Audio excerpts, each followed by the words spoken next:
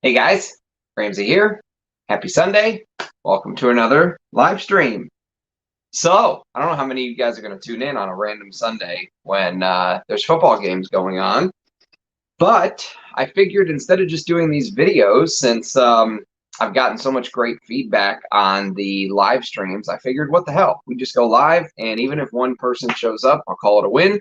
And we'll get to have some back and forth. And so yesterday I did a this is not a top 10 aromatic fougere video, and number one ended up being the great Gucci Nobile. But there were so many other amazing aromatic fougères that we talked about yesterday, and it ended up being a top 20. It was originally going to be a top 15, and thanks to some feedback from you guys, it ended up turning into a top 20. And so I figured there is a part two to this, and while it's all fresh in my brain, and while I know what I did yesterday, because if I wait a week or two, I'm going to have to go back and do research, and we're going to do a not a top 10, aromatic, yesterday was aromatic fougere. So we're going to do a not a top 10 amber and barbershop fougeres. And if you guys know me and you know my taste, you know that amber fougeres are one of my favorite categories of all time. I list them with fond memories. There's just something about the mixture of that fougere DNA with amber that I absolutely love. And hey, Dev, thanks for being here, man. I did try to stream a little earlier today because it's the weekend, and there were a couple people that said they can never catch the evening. For me, it's evening. For you guys, it's probably middle of the night streams that I do. So I figured I would knock one out. I had some free time today. Wifey took the kid and went to her parents to spend some family time. So I figured, what the heck, I'm alone. Perfect time to knock out one of these live streams. So drop your scent of the day in the comments. I'd love to hear what you guys are wearing. Today, I'm wearing something for the very first time. It's actually new to me. And let me see if I can pull up the notes real quick here. So today, I am wearing a fragrance from a house called Darren Allen. And they're a very interesting house because I would kind of put them in the same category or the same ballpark as indie brands. So you can kind of put Darren Allen in the same category as something like Meleg, or maybe even a Riche Ladore, although I think he's closer in style to maybe someone like Meleg. And he uses real civet, real ambergris, real deer musk, that kind of thing. And this is a category of fragrances that I absolutely love. It's, even though I'm doing a fougere video, I'm wearing a Chypre fragrance, and it's called Darren Allen's Chypre number 1. Go figure. His very first Chypre, and it's called number 1. And this is a very kind discovery atomizer sent to me by Rachel. Rachel, I know you're probably busy today, but thank you very much. If you're not here, I very much appreciate your kindness and your willingness to share. It really helps expand my database of fragrances, and I can get to know it and talk about it on the channel, because Darren Allen is a house that deserves to get talked about. However, I will say this Chypre threw me off for the very first time that I wore it, because for me, Rachel said the first couple seconds. I got the first like 5 minutes. It smelled like cookies, like ginger snap cookies. And I was like, what in the world? Where is this smell coming from? Am I losing my mind? And I wrote her and I asked her, and she said, no, she gets it as well. There's something strange with the opening where you get this weird sugar cookie, ginger snap cookie smell. But then it settles down into what you would expect in a proper Chypre. You get the floral heart, the carnation, the spices, the herbs, and of course the labdanum, and there's this orris butter, which makes it very unique. It smells a little bit like zoologist's civet. If you've ever smelled civet, I think it's in the same kind of category as civet, or maybe even Roja's Chypre extraordinaire, something like that. Although I'm kind of constantly going back and forth which one I like more now. Is this one superior to the Roja and the zoologist, Is the zoologist the best bang for your buck because it's cheaper? Is the Roja the best because it has the best ingredient? I don't know. I have no clue. This is a category that's really kind of thrown me off, this type of Chypre. It's beautiful, though. I'll tell you that. It's reminiscent of vintage Chypres from the past. So if you like the old style, check out Darren Allen's Chypre #1 for sure. All right, let me get some comments going, and then we will start into this top 30. This is going to be a top 30. And again, it's going to be Amber Fougeres and Barbershop Fougeres, and I'm going to rank them. This is going to be a ranked top 30, and you guys probably know what's at the top of the list if you know me, or I bet you could guess my top 5 or top 10 even. But this will be a fun video because this will just expand on our Fougere knowledge from yesterday. Yesterday was all about the aromatic Fougeres, the vintage Fougeres. Go check out that video, and ended up turning into a top 20. I think we were very thorough. You had stuff like Paco Rabanne pour Homme and those kind of Fougere fragrances, proper aromatic Fougeres, which I do love a good aromatic Fougere every now and then. But really, my heart is with the Amber Fougeres. There's something about that DNA. And once we get to the top of the list, you're going to be like, yep, that's one he talks about all the time. Yep, that's another one. I don't think there's going to be very many surprises. But many of the modern Fougeres, I would say, would fall into this list. And some of this just has to do with my noggin and my nose. And, this is not set in stone. If you feel like one of these deserves to be on the aromatic Fougere list, if you feel like one of the aromatic Fougere list deserves to be on the Amber Fougere list, doesn't mean I'm right and you're wrong. Some of this is, opinions and what you smell. So keep that in mind. Hey, Benji, I'm glad you could make it, man. Friend, welcome. Glad you're at a live, brother. Ah, Scooby Dooby. Yo, yo. Howdy, Benji. Thanks for being here, man. Good afternoon, Yanni. I don't think I've seen you in the live stream before. Welcome. Hey again, Justice. Armani stronger with you? Oud. I've heard some people talk about that, but I've never smelled any of those stronger with you fragrances, so I don't know. Angel Share, do you find that sweet? I find that so sweet. It's hard to wear. Don't ask me why I own a bottle. Queer d'Ange, beautiful germs. I love Queer d'Ange. It feels like just a culmination of Jean-Claude Elena's work, the continuation of that, picking up the torch from Edmund Rudnitska and running with that Eau de Hermes style, and then creating his own, Hawthorne, spicy, animalic leather, with definitely cumin in there, I think, but I love it. CK Reveal, is that this one?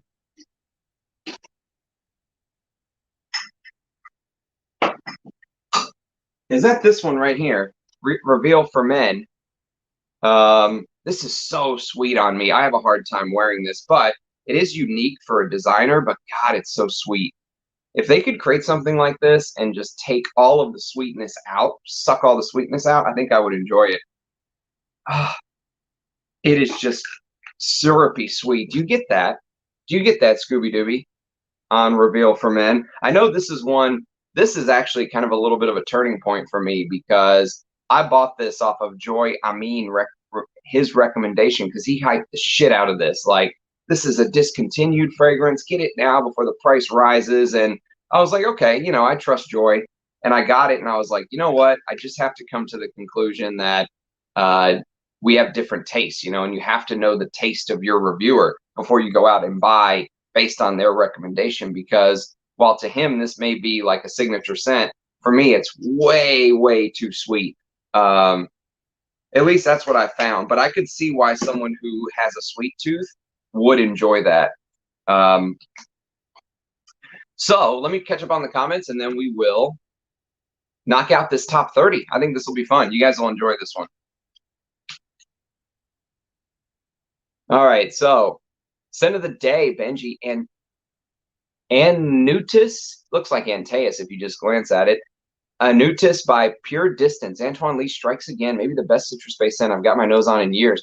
I think Antoine Lee is maybe the best perfumer working right now. I mean, I know that's a tall statement, but I think he's up there as far as my favorite perfumers who are still creating stuff. I mean, you can't put Pierre Bourdon or some of those perfumers who are retired, Jean-Louis Suizac, they're on the Mount Rushmore of perfumers. But as far as perfumers who are still creating, you know, Antoine Lee is he's just proven himself, you know. And then the fact that he's a rebel and he kind of goes against the status quo makes me like him even more. You know, it's just a culmination of everything. And then the fragrances that he did for Eugene, I'm telling you, when January 24th rolls around and you guys can order Desandras and you get your nose on that, tell me if I'm wrong that Antoine Lee loves his vintage fragrances, and there's such a connection between Devin.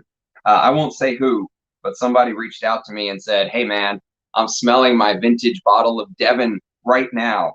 And if Desandras is anything like this, he's got a huge hit on his hands. And I was like, I'm telling you, it's very close. Can't wait for you to smell it. So there's going to be some very happy vintage lovers when Desandras hit, I think. So let's see what you guys are saying. Vintage Amen. Yes, Vintage Amen is a beast. Hey, Antonio. Ooh, Goldman. I haven't worn that in a long time. My wife always complains about how powdery Goldman is. She says it smells like baby powder. Ah, Margie, welcome. Yes, good for you to catch a live.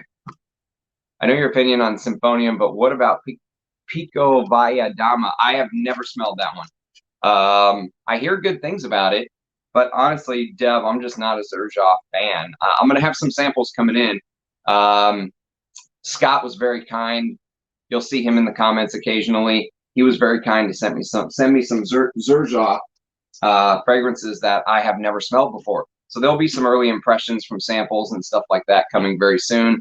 But I hated Symphonium. I literally thought it was one of the worst niche fragrances I've ever smelled. And then when I saw the price tag, I about blew a gasket. I mean, charging $400 for that is criminal. They should be tried in the Nuremberg fragrance court if possible. Fiji water today is looking a little bit dirty, but still good.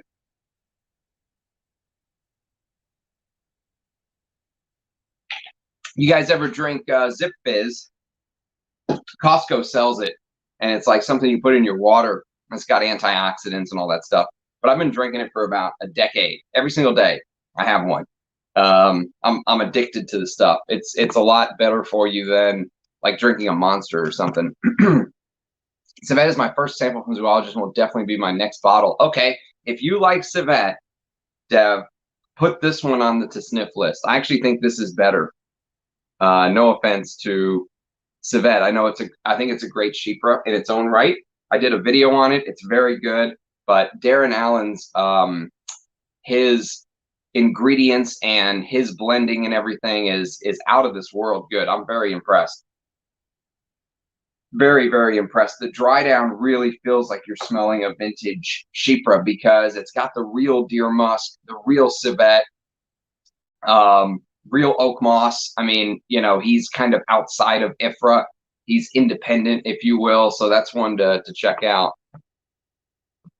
Xerius new formulation, but I gotta say it holds up well. Good to hear it, Brent. Yeah, I love that. That was one that made the aromatic Fougere list yesterday. Parfum Aroma Aqua di Sale. Not really a fan of marine aquatic fragrances, but this one just works on me. Gonna wear the hell out of it in spring and summer. Thanks, Bori. Welcome. I don't think I've seen you in the chat either. I have never smelled a Parfum Aroma fragrance. There's some brands I've still never smelled. A decade into my journey, a decade plus now, and I've never smelled any Parfum Aromas. I've never smelled any florist fragrances, which sounds like a travesty. It sounds like I should be put on trial as a fragrance lover, not smelling any of their offerings, but they're on my to sniff list. Hey, Micah, welcome. Perfume Perry, welcome back. Ted Lapidus Pour Louis. Ted Lapidus Pour Louis. Which one's that? I've never smelled this one, man. This came out about 20 years ago. A sweet floral fragrance. Very interesting. Ted Lapidus makes good sense, so I bet it's awesome. Yes, good evening, kid. Ombre Noir, beautiful. Do you find Ombre Noir smells like real ambergris, Sean? That's right, Scooby Dooey. I rarely use Angel Share today. I just felt like a good cold weather. Yeah, it is a good cold weather scent for sure, Justice. I just struggle with that sweetness. I don't even know why I bought it. Yep. Yep, I'm a big fan of Joy as well.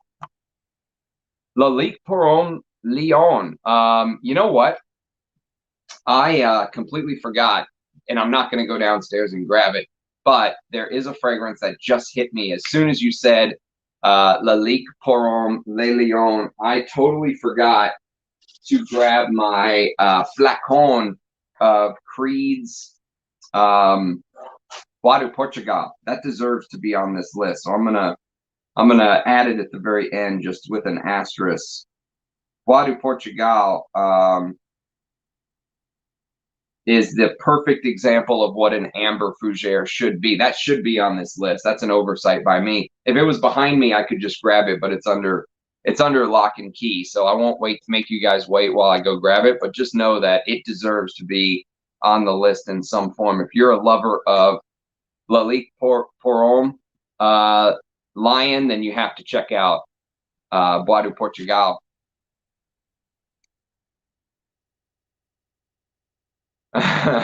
Don't worry, Dev. I'll put some hair on your chest sooner or later. We'll make you a man, brother. Stick with me. We'll turn you into a fight. We'll turn you into a fighting man in no time.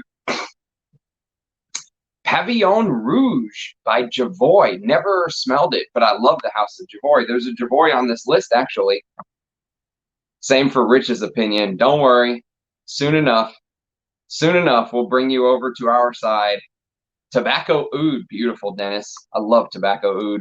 So glad I got a full bottle. It's a shame it's discontinued. Yes, that's right. Ram Duck Dev for life. Never smelled Alexandria 2, although I have a sample coming from Scott. And Naxos, I'll do a video on it. I have a sample of Naxos, but I won't be buying a bottle. I mean, I hate to say it, but for me, I would just wear pure Havana. I mean, I know Naxos has like the lavender and maybe it's got a little more poshness to it, but I love pure Havana. It's one of my true guilty pleasures. This is sweet, but whenever you mix sweet with honey and tobacco, I'm there. You know what I mean? Like there's some sweet notes that I can stomach, and that's with tobacco and it's with booze. So if you get booze or tobacco with some sweetness, sometimes I can stomach it. And this is one of those times. I love pure Havana. This is one of the older bottles that actually had Thierry Mugler before L'Oreal came in and butchered this. And then discontinued the whole damn line, which I don't know what the hell they were thinking. But I love that. So probably my opinion with Naxos is I enjoy it, but I don't think I would give Xerjoff the money for a bottle. I'll just wear my pure Havana. All right, so let's knock out a couple of these so we can get the ball rolling. More Than Words is what you will like from Xerjoff Owen, especially Dajala. Never smelled Dajala or More Than Words, Paolo. But I'm always open. I will be fair. I will be Switzerland. I will be neutral when I do my reviews, even though I'm not a fan of the brand. I will be neutral. So number 30 actually is one that could have been on yesterday's list, but I want to include it because it deserves some limelight. This is probably the cheapest fragrance in my collection. Literally, I think I paid $6 for this fragrance, and it smells so much better than a $6 fragrance. It's not really fair to judge a perfume by price anyways, but this came out in 1987. And what's interesting about it is back then in 1987, they didn't have the GCMS like software that they have today, where they could just take a fragrance, put it under the GCMS scope and, get some clone brand like Dua or whatever to try to recreate it using exactly the molecules that they see. Back then, they had to go by smell. And so they would have a perfumer smell a particular scent that was a big hit, which one of them is coming up very soon. I'll talk about that. And then kind of recreate it based on their nose. So a lot of the clone scents of 25 to 40 years ago ended up smelling more like flankers of those fragrances. They didn't smell like exact clones. And this is one such example. It kind of stands a little bit alone. It stands apart from what it was trying to clone. And I love it. If you love this DNA and you're a college student or something, or you don't want to spend a lot of money on a fragrance, but you want to smell like you're wearing an 80s fragrance, here you go. This is called Lomani Pour Homme. And this may shock some people because, like I said, this is truly a $6 fragrance, $7 you can find this for. Now, I will tell you this, though. My bottle is a little bit older. It actually said, it says 80%, 80 proof volume, made in France, natural spray. But I think this ended up being a bottle that's a little bit older. It came out in 1987. And this probably could have been on yesterday's list, but it deserves to be, it deserves some limelight as a Fougere. And so it's lavender, lemon, bergamot, rosemary, geranium, camphor, clove, patchouli, coumarin, and moss. And the biggest fragrances of the day in the 80s were stuff like Drakkar Noir, which is coming up on this list very soon. And so Lomani Pour Homme was trying to kind of impersonate that Drakkar Noir DNA, but in doing so, because back then they didn't have the technology that they have today, it ended up smelling a little bit like a flanker. That camphorous green and spicy clove note kind of set it apart a little bit from Drakkar Noir. Another bottle that I completely forgot to show, but I guess you could include it. Let's see if I can find it real quick. Is this little bad boy? I'll put this posthumously in here as well, along with Bois du Portugal. It's Preferred Stock by Coty. And this was also kind of a cheapy drugstore fragrance. If you know Preferred Stock, let me just make a note here so I can add it to the list. So Preferred Stock, this is one that is now officially discontinued, by the way. But this just goes to show kind of the, this just goes to show what cheap drugstore fragrances back then could compete with the high-end designers today. You'd be shocked that this is a drugstore fragrance. I mean, look at this. Look at this atomizer. It looks like it costs like 6 cents from China, right? But the fragrance inside does not smell like it costs 6 cents from China. And if you get a chance, if you like this DNA, give stuff like Preferred Stock a chance. It's a little bit more woody, but it has that DNA of Lomani. All right, let me catch up on the comments, and then we'll start knocking some of these out. So Lomani is number 30 on the list. Darren Allen is USA only. That's right. Someone told me about that. I bet you he'll open up as he gets bigger. Emergency is my powder. Yeah, that's a good one too. I prefer the Zip Fizz. Costco usually has them on sale. You can usually get like 30 of them for, you know, 25 bucks or so when they're on sale, which is not bad. Let's go, Bri. Let's go. Enrico Covelli. Oh, Enrico Covelli Pour Homme or Covelli. If it's Covelli, I don't know it. If it's Fougere, yeah, we talked about that was one that popped up yesterday. Worth a sniff. Citrus lavender. Yeah, Patchouli Roma, Patchouli by Parfum Roma is one everyone kind of talks about. Also, I want to try that amber that they have. Salty and a bit tangy. Nice. Yeah, I think it's such a classy fragrance, Sean. He's done it again, the cheeky bastard. Yes, good evening, Rich. Rich, put Dev on the we need to put some hair on his chest list. Lee Judges is here. Cheeky indeed. Yes, Ram Duck. Do you own anything from the zoo? I did one video on the zoo, and somebody had sent me a sample of a fragrance. Let me see if I can find it. I think I kind of know where stuff's at in my own place. Let's see. Is it here? Is it here? Yes, it is. So it was called Everlasting. And this is one of the best labdanum fragrances I've ever smelled. If you like Tom Ford's Sahara Noir, which I do, I want a bottle of Sahara Noir. That is very top on my wish list right now. A vintage bottle of Tom Ford's Sahara Noir would soothe the soul, because that's high on my to buy list. Maybe I'll do a video on what's on my to buy list right now and where they're ranked. But if you've ever smelled the Zoo Everlasting and you're a labdanum lover, you probably want a bottle. It's so good. Amazing. I was a big fan. Go check out my early impression video on it. So I've never smelled anything else from the brand, but I can tell you that the one thing I did smell was very impressive, Margie. Very impressive indeed. Yes, hola indeed, Margie. They fell straight off of a cliff and landed on a spike. I really want to get some zoo samples. Christophe Laudemeal's made some of my favorite scents. Yeah, I like that he kind of goes against the grain too. Swiss Ram, that's right. I'm neutral. I'm Switzerland. At least Thierry got out before they were nuked. Yeah, but they still just, I mean, yeah. Rest in peace, Thierry Mugler. That's right. Like the stream, lick it. Ramsey, have you tried anything from Healy that isn't Cardinal? He's my favorite perfumer at the minute, even if he's infra compliant. I have not smelled very much Healy. No, I know I love Cardinal because I love incense, but I'm not familiar with the rest of his offering. No.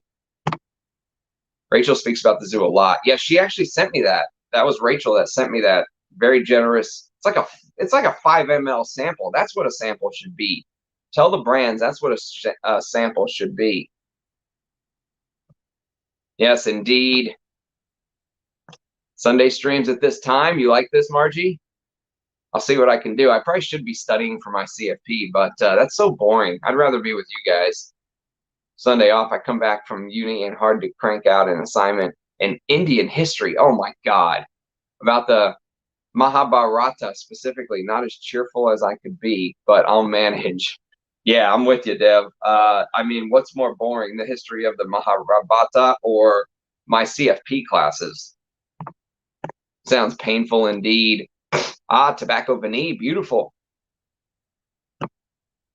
I've been watching your channel a lot lately. I've been really enjoying the long format content. Ah, greetings from Sweden, my friend. Welcome. Glad you could catch a live.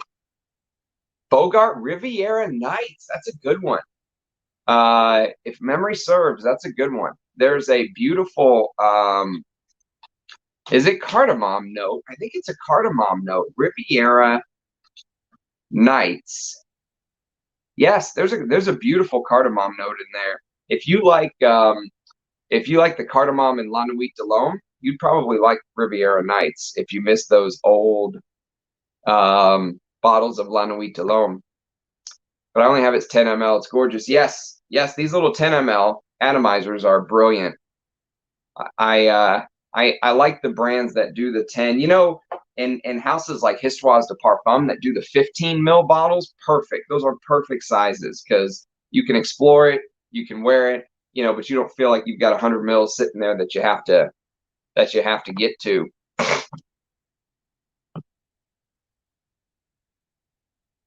Yes, Labdanum, one of the best. Honestly, Everlasting is one of the best Labdanum fragrances I've smelled. Le Lion is still better, okay? If you have Le Lion, you could make the case that you don't need Everlasting, but I really like that style. I would prefer a bottle of Tom Ford's Sahara Noir over Everlasting, but if I never stumble across one at a great price, I might go for Everlasting. Ah, vintage Giacomo de Giacomo. Oh no, 2 hours and it's gone. Nah, that ain't right. That ain't right, GMG. My vintage Giacomo lasts like all day. That's a shame if it is spoiled. Usually those old fragrances do not spoil just because they're so heavy and rich. Enrico Coveri today, evening time, tried sample of Revolution by Truda. Never heard of Revolution. Nothing. We're doing a top 30, DJ. We only did one. Let's do 29. So this is another perfect example of an Amber Fougere. Its grandfather, the OG, Azzaro Pour, made yesterday's list of the Fougere list that we did yesterday. Aromatic Fougere. So this is an Amber Fougere, and it's Azzaro Pour Intense. So this came out in 2015, and basically what they did is they took that Azzaro DNA and they added this ambery base. So there is amber and liqueur. There's like a liqueur note in here. I don't know what type of liqueur, but the crazy part about this, and these Azzaro flankers are so hit or miss. Like, to me, they're either shit or they're pretty damn good, and you wouldn't believe it. This is one that I would put in the pretty damn good part, because if you love vintage Azzaro Pour Homme, sometimes you can kind of feel it kind of peeking its head out from underneath, you know, the modern amber. And, you know, they had to make it a little bit more palatable for modern noses. Jacques Huclier actually did this. So if you like the Amen flankers, Jacques Huclier did all of the Amen flankers. So if you like his style, I think you would like Azzaro Pour Homme Intense. It feels a little bit like a vintage fragrance, even though it's a modern flanker. But there's a beautiful warm cinnamon note that you'll get as well. Vetiver and Venezuelan Tonkin bean. Don't ask me why it's Venezuelan, but it is. And this can be had for very cheap, I believe. I think this is still in production. I don't know. It's a 100 ml bottle, I think. Yeah, it's a 100 ml bottle, and I don't think I even paid 20 bucks for this. I got this years ago. Great little cheapie if you just want to spray away. The only downside is the performance sucks. So you get 5 hours. If you're lucky, just reapply like I do. So Azzaro Pour Homme Intense. All right, let us do one or two more, and then we'll get back to the comments. So number 28 is a vintage, and a discontinued vintage at that, I believe. Oh no, I'm sorry, I take that back. It's a vintage version of a fragrance that's still in production, but now it's being marketed by a different house. So it came out in 1987, and it's by the house of Arrogance, and this is Arrogance Uomo. How about that name, Arrogance? But Arrogance Uomo, my bottle is a, if you can see right there, Schiaparelli Pickens is the distributor of this one. The current one is called The First. It's being marketed by a brand called The First. And so I don't know if there's differences. All I know is this is a proper spicy, modern, ambery Fougere. So it's got that vintage, old school Italian opening is what it feels like. You get lots of aldehydes and artemisia, bergamot, lavender. There's sage, which kind of gives it this old school side of things, but it quickly settles down into this modern ambery leather Fougere. There's a little bit of leather. It's got the proper Fougere DNA. It's got the lavender. It's got the geranium. And what you'll notice with many of these ambery Fougeres is that sometimes they'll have the tonka, sometimes they won't. Many times they'll have this amber in the base because that's what it's all about. Amber Fougeres almost feel like you're mixing the Fougere and the Oriental DNA, that ambery base. And this one makes it a little old school because it has this castoreum note in the base. So it's a little bit animalic. There's oak moss, patchouli, vetiver, and cedar.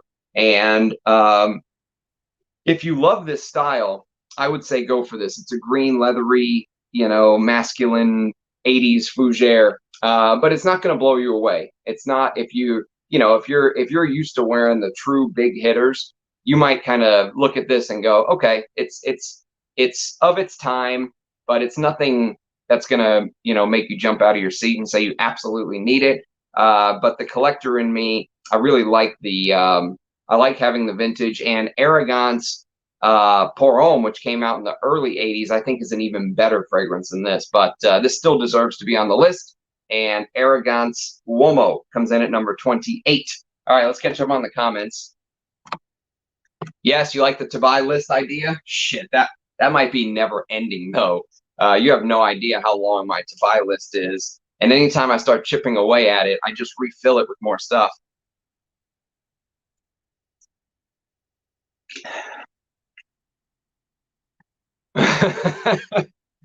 Somebody, I'm not going to say anything. I was going to say somebody told me how many viewers Mr. Smelly had yesterday versus my stream versus his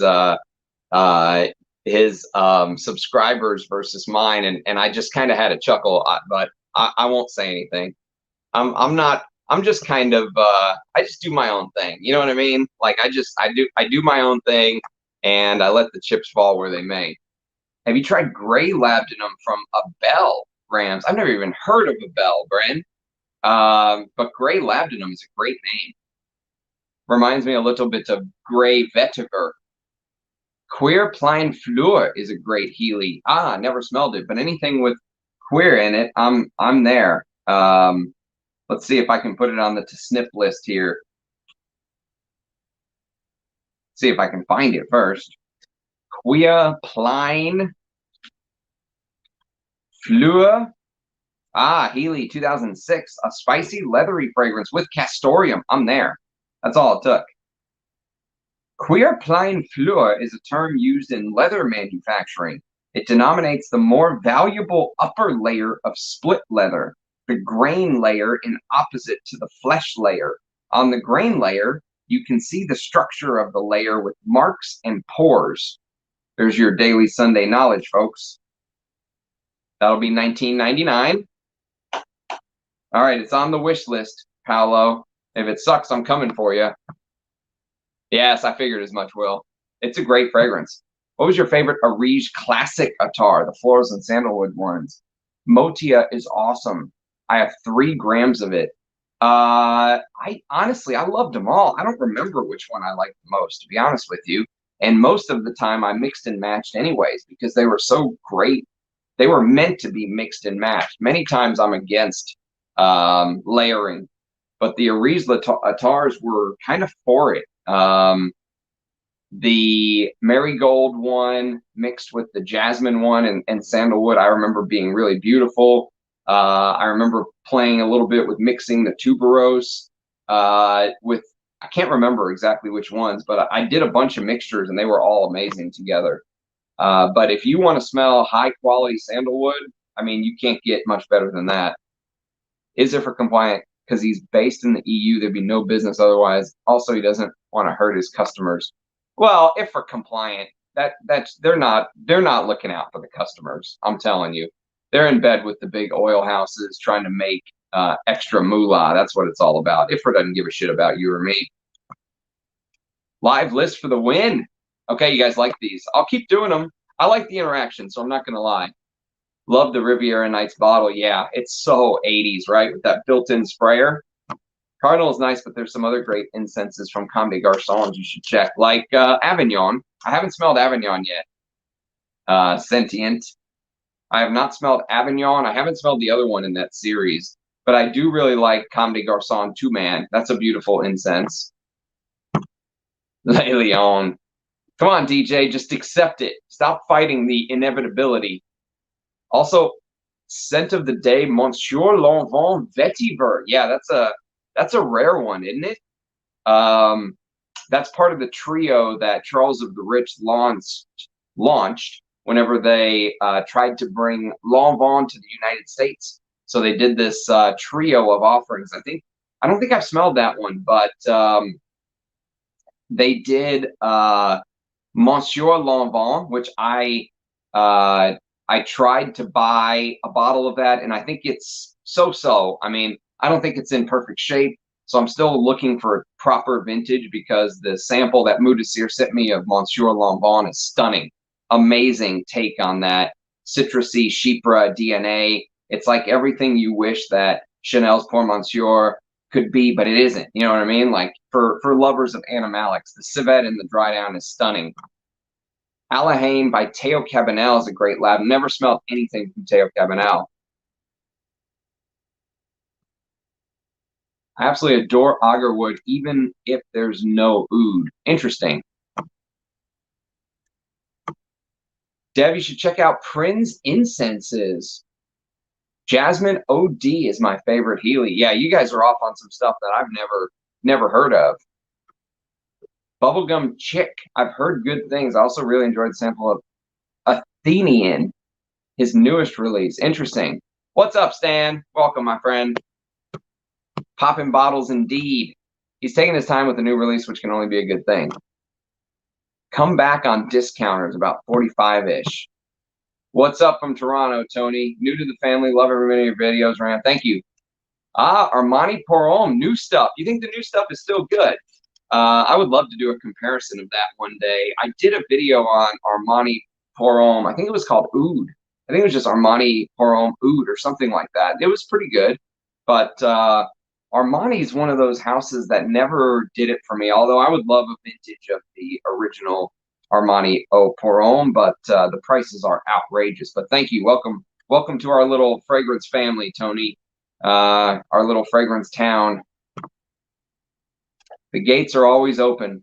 You should try Angelo's Creative Olfactif, Ramsey. Man, I'm going to have to get like a secretary to write all these down that you guys are recommending for me. Oh, I guess I could just come back and replay the comments, but that's too commonsensical. I'd rather have a secretary. Margie, do you want a job? Yeah, you want labdanum? They give you labdanum for sure. Awesome. Monsieur Lanvin plus Figaro. I do have a decant of Figaro someone sent me very kindly. Plus the Lavendrin and Bet. Ah, that sounds amazing, DJ. Those were a great trio of offerings, weren't they? Casbah is fantastic. I want to smell that so bad. I want to smell Casbah for sure. But I never find it ever. Like anytime I go look at discounters or something and I look at the Robert Piguets, they always have Fracas and all this other, but they never have Casbah. Like it's just a ghost. So it's on my wish. Don't sell yourself short, Margie. Don't sell yourself short. How do you decide what's too much to spend on a frag given your huge collect? Oh, well, you can see I have no self-control, so I don't really decide those things. Scooby Dooby. When will we discuss how the new guy is ruining Amouage? Very soon. Don't worry. That will pop up, I'm sure. There's no Amouages in this list, but I can fit that in. How the fish guy is ruining Amouage, the bastard, the cheeky bastard. I have an attar made in Conduit, India, that has the best incense I've ever smelled. Do I have to travel there to smell that, Ajay? Can't imagine how long your to sniff list is. Never ending, dude. And if you saw how many samples I have waiting in the wings, I'm not exaggerating when I'm telling you that I could probably go the rest of the year doing one new video on a sample that I wore. You know how Mark from the Robes 08 channel does sampling samples? I could probably go the rest of the year trying new stuff that is just sitting there that I've never sniffed yet in sample form, you know. But if I just explore everything I've never smelled, then I never get to wear my favorites. You know what I mean? So I try to kind of go back and forth. I try to wear my favorites one day, maybe explore something new the next, maybe wear a different type of favorite. So there is a method to my madness. Otherwise, I'd just get overwhelmed. You know what I mean? Like I couldn't, if I just just tried new things all the time, I think I'd get overwhelmed. Nice. Yeah, I never was able to get into the attars, although I do have a Amouage attar. There you go. That's how we could bring the fish guy into this. I have an Amouage attar, a vintage one that I think is discontinued that I want to do a video on very soon. So that's a way we can talk about how the fish guy has ruined Amouage, the cheeky little bastard. Canauj is the perfume center of India. Nice. Although that's just my opinion. Please don't sue me, Amouage. Oh, I think my first catching you live. How early is it? It is 1:20 in the afternoon. So perfect time for you guys overseas, pals. Welcome. All right, let's knock a couple more of these Barbershop and Amber Fougeres out, and then we'll catch up on some more comments. So this was actually sent to me very kindly by one of you, one of the few bottles that I did not pay for in my collection. Most of these I paid for with my own money, but this was a gift, and I thank him very much. He knows who he is, one of my famous perfume god people. The list is growing of perfume god people, I'll tell you that. But this is one of these that kind of walk the line, okay? It has tonka bean, it has lavender. I'm considering it kind of this modern green citrusy amber fougere because it's got this big ambroxan. There's a lot of throw. It's very modern, perfect for the summer, I think. If you like your citruses to really last into the dry down, this is probably right up your street. I'm kind of torn on how I feel about this one. It comes in at number 27, and it's from the house of Jovoy. And this is called 21 Conduit St. Are you guys familiar with this one? So I wore this as my scent of the day one day, and it was pretty cold that day. And believe it or not, it worked, because even though this is a citrus green heavy fragrance, there is a amaretto note. Very interesting liqueur. Amaretto has a very distinctive smell. And this is amaretto with fruity rhubarb. So it's unique. It's different. You have to give it to Jovoy. Everything they do, I think Jovoy is one of the most underrated niche houses, as far as like value for money. And you can find these for between 100 and 100 and, $70 or something for 100 mils. Everything is quality. Everything is premium with them. There's nothing cheap. Even the bottles seem like heavy crystal, and I'm sure they're not, but they seem that way. And so this is compared to Roja's Burlington, which is like double, triple the price. Burlington 1819 or whatever it is. I have a sample of that. I'll do a video on that one day too. I'll do like an early impression. But I really enjoy this for the summer. I think this will really shine, and you can just spray away. It doesn't last forever, but you can just spray away. One of the few, most of my Jovoy fragrances are deep and meant for winter. Like, for example, Les Jus Sans Fates is a beautiful tobacco with cumin and stuff like that. And, their patchouli, which, what's it called? What's Jovoy's patchouli called? I never remember names. Let's see, Jovoy. So Private Label's another amazing one. But that's, again, papyrus and, vetiver and stuff like that. Incident Diplomatique is an amazing vetiver. And where's their damn patchouli? Psychedelique. Psychedelique is their patchouli. That's a heavy, resinous, chocolatey patchouli. So most of my Jovoys fall into that category. There's another one called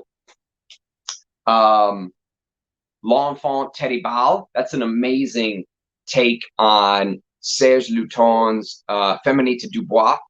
And it's heavier, it's richer. It kind of reminds me of what I imagine vintage Féminité du Bois would smell like. But it has this cumin note, which is the terrible child. And one of my favorite sandalwood notes in all of just designer perfumery is in L'Enfant Terrible, and they discontinued that one, of course. Of course they did.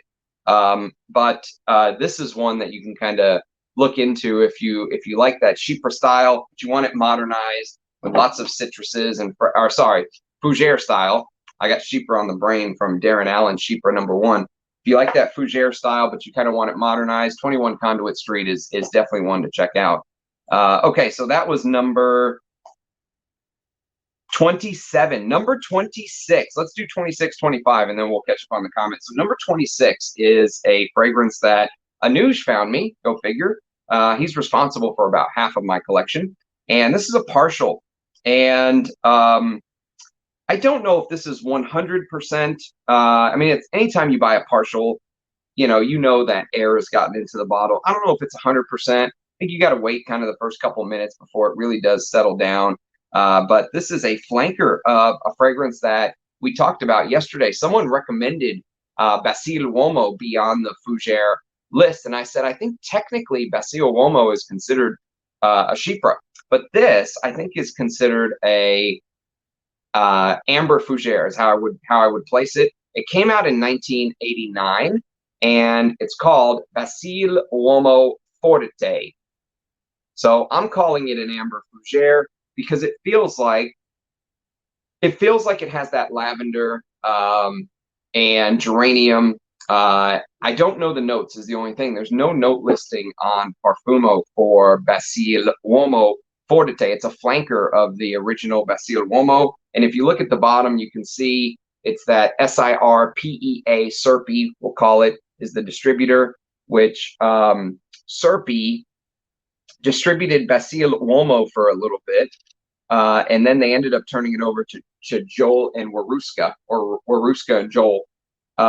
And so they only made Basile Uomo Forte in Serpi. Whenever they switched over to the distributor Waruska and Joel or whatever it is, they just nixed this fragrance. So you can only find this in the Serpi distributors. But so you don't have to worry about batches or anything like that if you're interested in Basile Uomo Forte. Let's see if Base Notes has a note listing, just out of curiosity. They do. So they've got mandarin, lemon, bergamot, aldehydes, green notes. There are some green touches. Artemisia, definitely green. Carnation, cinnamon, rose, coriander, jasmine, pepper, fir, sandalwood, or what they just call sandal, cedar, vanilla, amber, patchouli, olibanum, cistus, and vetiver. So that's according to Base Notes. I was just going off of my own nose. It smells like you get that amber Fougere blend. You know, you get the Fougere, but you also get that ambery, powdery vanilla dry down. Very 80s. Especially the end of the 80s when stuff like Obsession and all that was coming out, but it's very good. Completely different from its forefather, Basile Uomo. But this is a very good flanker. Don't go crazy. If you can get it for 40 bucks, 50 bucks like I did, it's worth it for sure. But Basile Uomo, look how dark my juice is too. And that's why I'm thinking maybe it's not 100%. But anytime you buy partials, that's, you know, to be expected. All right, so let's do one more. Let's do 25, and then we will check on the comments. So 25, and there's some fragrances in this list that do not get the love that they deserve at all. And this is one of them, I feel. This is a Jacomo fragrance, and it came out in 1991. And this is a spicy, woody take on a Amber Fougere. It's a perfect example, too, of what I think an Amber Fougere is. The Amber Fougere category, I feel like, really took off mid-80s to the mid-90s, let's say. And this came out right in that time frame, 1991. And this is called Anthracite Pour L'Homme. So Anthracite Pour L'Homme by Jacomo. Comes in this crazy bottle. It's 100 ml splash. And it's long discontinued. Long discontinued. It's got a little stopper so you don't accidentally spill it, which is very kind of them. But this is a very interesting take on a Fougere because it's got bergamot, grapefruit, green notes, marjoram, and sweet corn. It has a sweet corn note in the top, which is very strange. And then you get cyclamen, carnation, iris, jasmine, and lavender. And that iris makes it seem powdery. And then the base is exactly what you would expect in an Amber Fougere. It's amber with moss, musk, sandalwood, tonka bean, and cedar. So this has all of the workings of a proper Amber Fougere. The reason it's 25 instead of in the top 5, like some of the big ones we're going to get to, and you guys know I've talked about my favorite Amber Fougeres over and over and over again. But the reason that this one's here is it just seems like when I wear this, it never truly clicked for me yet. You know, that sweet corn note is very strange. I'll tell you that. At least it's unique, but it's very strange. And the iris gives it this powdery touch that almost seems like it's out of place. You know what I mean? Like, it feels like the parts of the fragrance as it transitions, they don't mesh. And so because of that, I haven't really fallen in love with it yet. But I will continue to wear it and talk about it because it deserves to be talked about. This is one that just kind of gets thrown away. And Mike coming through with the quip, high fructose corn syrup is much more 2023. This was 1991, by the way. But yes, Anthracite Pour L'Homme. The other anthracite, my favorite anthracite is Tom Ford's anthracite. Noir anthracite, which is also discontinued. I guess anthracites just have bad luck, but let's check on the comments. Oh man, I'm way behind.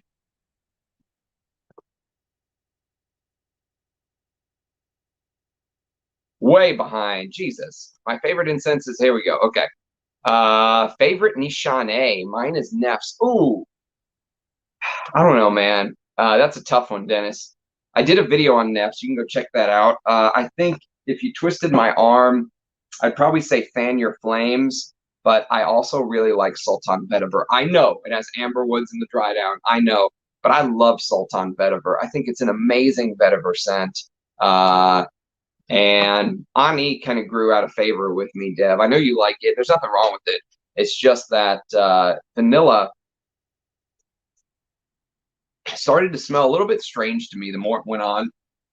I'll continue to wear it, maybe do a review. But if I was going to sell one of my Nichonnés, it would probably be Ani. I met one of the people who worked on the fragrance, Matthew. Really interesting. Hindu Kush. Jovoy make great fragrances. Private label. Yeah, private label's a love of mine. Private label has that amazing contrast between that smoky papyrus thing and the vetiver. And it's just so masculine. It's a great daily driver, as our friend Thomas from Early Greek would say. All right, Ramsey, learn to talk. Yeah, that's what I've been saying for the last 23 years, Phil. So I agree. Everything I tried from Jovoy has been good. Yeah, they don't play. Psychedelic, that's it. Hindu Kush, my favorite from that line. You're not talking about the Mancera, are you? Or did I miss something? Les Epona. Not a top 10 least favorite fragrances of your collection. I did that. I actually already did that video, Bori. If you go take a look, you could even just search by oldest videos. It's one of my earlier videos back before I had this set up, when I was in a different office where all you saw was like a wall and a window behind me. You'll find it. It's me sitting there with actually a fragrance that I decided to send back to Mudasir. It's packed up. I sent him back my old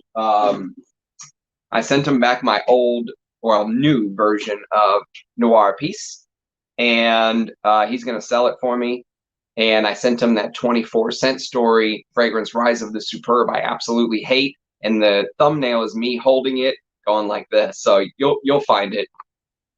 I like Roger Burlington 1819. Very nice scent. Very nice citrus and mint combo. Very realistic mint note. Bought a full bottle. Can't wait for warmer weather. Okay, so if you like that, give 21 Conduit Street a try. It doesn't have the mint, so that's one of the biggest difference I've noticed with the Roja, but it's of that caliber. But you probably don't need both if you own a bottle.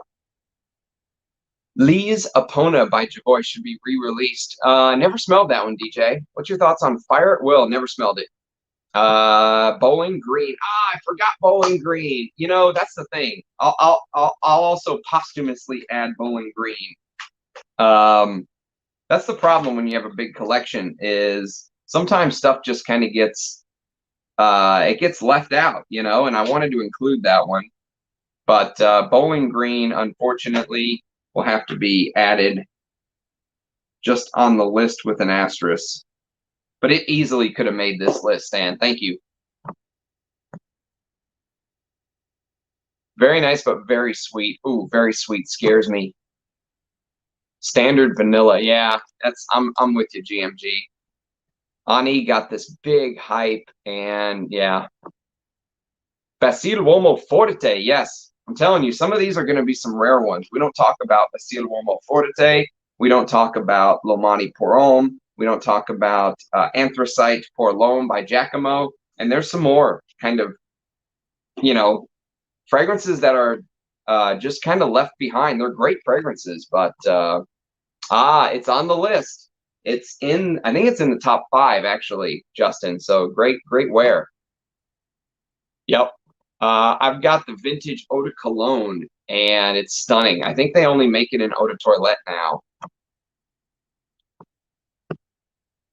Devin, classic Moracchioli's Amber Must Dry Down. Fond memories indeed by Messiah. Man, you guys are on some fragrances I've never heard of. Margie, get out the pen. Get out the pen and make sure you're taking notes. Baccarat 540. Ugh. This girl I work with sent me a picture of a she texted me and sent me a picture of a MFK box, just a standard box. I couldn't see the name of the fragrance, and I was like, oh no, did you buy Baccarat Rouge 540? And she was like, yep. And I was like, ugh. And she's like, I know, I'm such a sheep. I was like, why didn't you listen to me? And she wore it the other day, and I was like, are you wearing Baccarat Rouge 540? It's so sweet. And she was like, yep. I was like, just stay back, please. Watching this in the playoffs at the same time. I love watching the Niners destroy the Ocean Turkeys yesterday. I can't say I can cheer for the Niners, Justin, just from the old Bay Area rivalry. But I won't cheer against them either. How's that? I won't throw the force of the mighty ram cheering against them. Although, if you want them to win, maybe you should tell me to cheer against them, because that's all it'll take, apparently. Good evening from Serbia, Dushan. Seahawks fan here. You got the 30 mil, Giacomo. Nice. Ah, Bellamy Vetiver. You always wear the best stuff, Dushan. Your regular rotation is just your pure loves. I love it. Dushan the man, indeed. We got smashed and deserved the smashing. Hello, Filippo. Welcome. Is Ted Lapidus Pour Louis part of your? I don't own that one, Baptiste. That's one I've never smelled. You're a Southern man, then.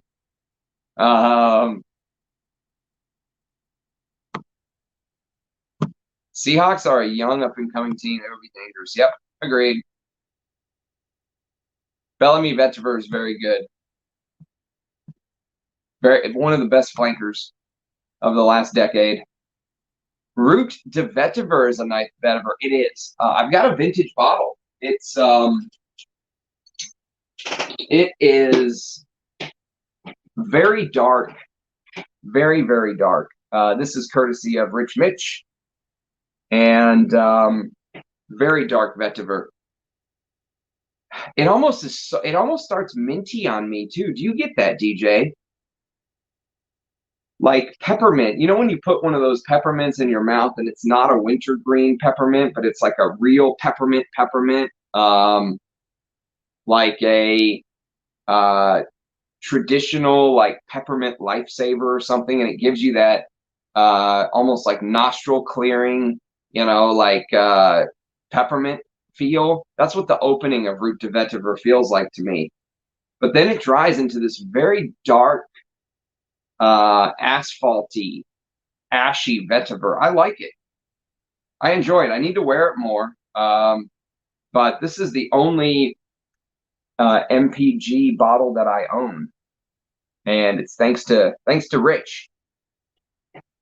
Would love to try. They've got a couple leather fragrances that I would love to try that are on my to sniff list. All right, let's knock a couple more of these out. So number 24 is a Guy Laroche fragrance. Can you guys guess what it is? Of course you can. It's the big hitter that I mentioned earlier when I was talking about Lomani pour Homme. It is Drakkar Noir. So Drakkar Noir is really where, and this is a vintage Cosmere bottle, but Drakkar Noir is really where this dihydromercenol, trend kicked off big time. I think maybe a couple fragrances before this used it. And interestingly enough, if you watched Wafts from the Lofts video on sniffing individual ingredients, they mentioned dihydromercenol was synthesized in the 1950s.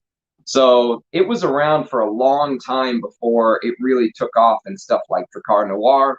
And I enjoy this. It's lavender, artemisia, rosemary, basil, lemon vervain, bergamot, lemon, carnation, jasmine, coriander, juniper, cinnamon, amber, oak moss, leather, patchouli, sandalwood, fir, vetiver, and cedarwood. And somebody mentioned that in the very original, the very first release, the first year or two, the 82, 83 bottles had patchouli in them, and that they ended up taking the patchouli out. I don't know if that's true or not, but they said the patchouli kind of added a little heft. But this is from one of my favorite perfumers. This is a Pierre Wargny, and if you know me, you know Pierre made some stuff that I absolutely love. He made Boss Number One. He made Tenere by Paco Rabanne. He made Antidote by Victor and Rolf. And so he made some serious hitters that I'm a huge fan of. And he made this. This might be one of his best-selling fragrances of all time, Drakkar Noir, with that dihydromercenol freshness. And this is 1982. This is only 1 year after Antaeus and Koros and just the big hitters of 81. And already you can kind of see the wind shifting. For me, I'll take Antaeus or Koros over this any day, but I still will wear this, usually once a year, twice a year, in the warm weather, that kind of thing, It's good. It definitely has that mossy Fougere. This could have went on the aromatic Fougere list yesterday as well, but here we are. It's here instead. So number 24 is Drakkar Noir. Number 23 is a fragrance that I'm just kind of exploring. It would be, I think it would even be higher if I knew this fragrance better, but I'm just getting to know it. It's a newer addition to my collection, and I am loving this fragrance. And this is another one of those under the radar, spicy, woody. I'm going to call it an Amber Fougere because I don't really know what else to call it, but it's called French Line, and it's from Revlon, and it's discontinued. It came out in 1984. This is a 100 ml splash bottle, I believe, 125 ml splash. And I don't know if you can see, but this has this rubbery texture. It feels great in the hand. This is, I can't believe no one talks about this, man. This is a fantastic fragrance. I bought this for peanuts, nothing, because again, no one talks about it, so it's not hyped. And when they're not hyped, people are willing to kind of sell stuff for nothing. I've had such great luck just buying these vintage fragrances that I know nothing about and just blind buying them for 30 bucks, 40 bucks and seeing what comes in. And I'm always surprised, always. This is so good. It opens up green, artemisia, coriander, basil, bergamot, and I think there's lavender in here. There's not a lavender note listed, but God, it smells like there's lavender in here for sure. Carnation, orris root, jasmine, caraway, and rose with a base of amber, castoreum, leather. There's that castoreum use of building leather with musk and patchouli. And it is a fantastic, I'm going to call it an Amber Fougere, but it's got that leathery, dried out. It's just amazing. If you guys know this, let me know. I mean, this deserves so much more talk than what it gets in the vintage fragrance community. I'm loving French Line. I'm so glad I found the bottle. I'm so glad I took a chance on it. You know, that's how it's worked out. Hunt for the Anthracite for women, but it smells like it's made in for the year 2050. Lucas Ring gave it 5 stars. Holy moly. Root is a very special one. I agree. The newer one has a bit toned down white flowers, but otherwise great. Nice. I have the vintage Patou pour Homme. I would love a bottle of its cousin, Patou pour Homme Privé. The Argyle or the smooth red bottle. Current Zeno any good? I hear yes, but it's not hard to find the Lancaster vintage versions as well. So yes, if you can find Bellamy Vetiver, I'd encourage it. You gotta get your nose on Africa Oliphant. I know it's the Nishane I really want to sniff the most. I watched AC's video yesterday about winter fragrances, and he gave a shout out to this Onutumam, which I really like. This is like this caramel, which already sounds like I would hate it, but it's mixed with animalics, tons of animalics. And it feels like it even goes a little bit into a Fougere style, but the animalics in here are amazing. And I heard some reviewers put this on the fragrances they hate list, but I really like this. It only comes in a 30 ml bottle, but I like the way that Nishane does animalics, so I want to try that Africa Oliphant. It's on my list. Anyone tried anything from Nobile 1942? No, but I heard of them. They're on my watch list. Would you be interested in hearing your opinion on Spice Bazaar? Ah, so you want to hear about Spice Bazaar, eh, Paulus? Because that's discontinued, by the way. I actually have a bottle coming. Natalia from Poland, friend of the channel, secured me a bottle, and so, but it can't get here for another couple months, but soon, probably around Easter, it'll be here. And then I'll be able to talk about it. But yeah, that's getting hard to find. It's discontinued. It's hard to find, but I hear it's a great take on spices and cumin.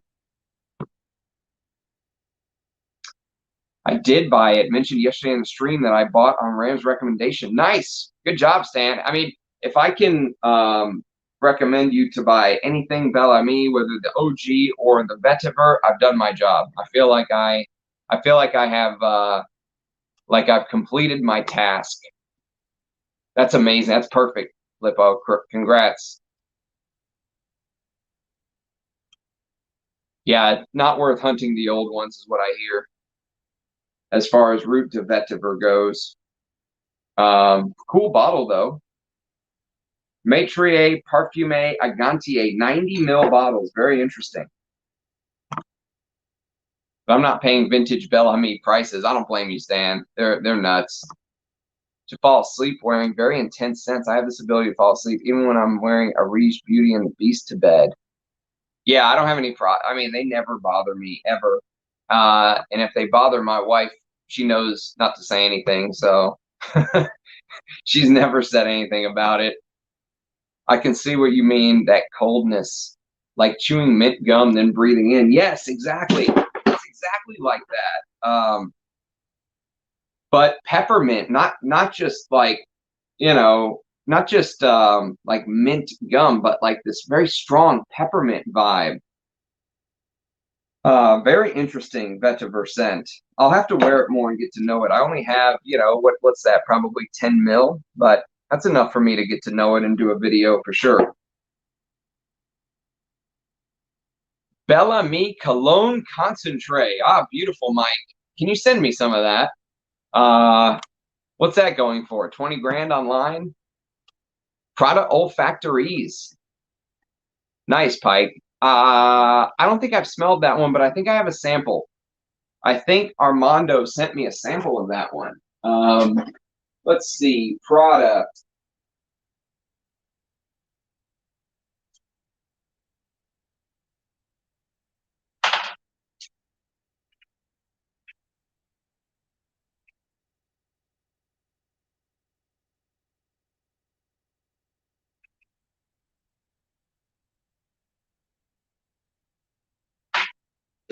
Nope, can't find it. I thought he sent me a sample of it though. I'll keep looking. I hear it's good stuff.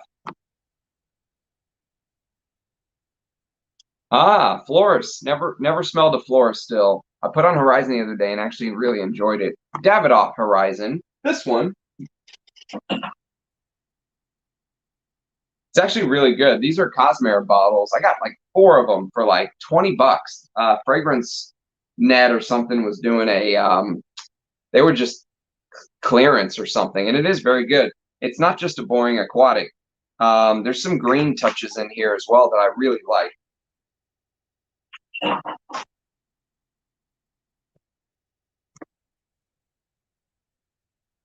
Yep. Shaker bottle or the first reformulation. Yep, it is. It's worth it.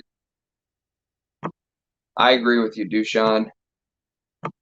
Anyone else experienced with Jacques Fat? I've never smelled Curacao, but I have Jacques Fat Pour L'Homme that I really like. Yep, vintage is great. Indeed. Or green water. Yes, you're right. Green water's a reference. It's the fragrance with the most, I think, Neroli, which is a very expensive ingredient of all time. They used to give out samples of Fat Essentials for the mere price of shipping. Nice. Ah, GMG, Africa Oliphant second, but it's up there, huh? All right, it's on the list. You guys have convinced me. The bottle falls over all the time. It does. Yeah, it's not a very steady base. I'm an MFK hater, but he has the brand mad. Anything worth caring about. Yeah, I'm an MFK hater too, man. But I got a bottle of Cial de Gum on the way again from Natalia. So that's one I can recommend, but it's getting very hard to find. Oh man, Dev, you're on some stuff I've never even, I don't think I've ever even heard of Baruti. Where are you finding these houses? Ah, Dior Sauvage Parfum, that I can get behind. Good evening, Jonathan. Welcome. All right, let's continue this list. So we stopped at French line number 23. Number 22 is a discontinued Fougere, which is actually a little bit shocking that it's discontinued. Halston I think, kind of lost their mind. They discontinued this, and they discontinued Z14. Amazing, they discontinued them.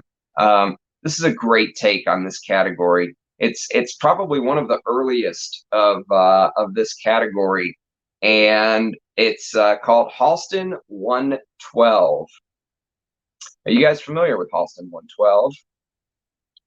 I would consider this one of the earlier forerunners of this Amber Fougere category. The real initial forerunner is 1 year before this in 1975. This is 76, according to Parfumo.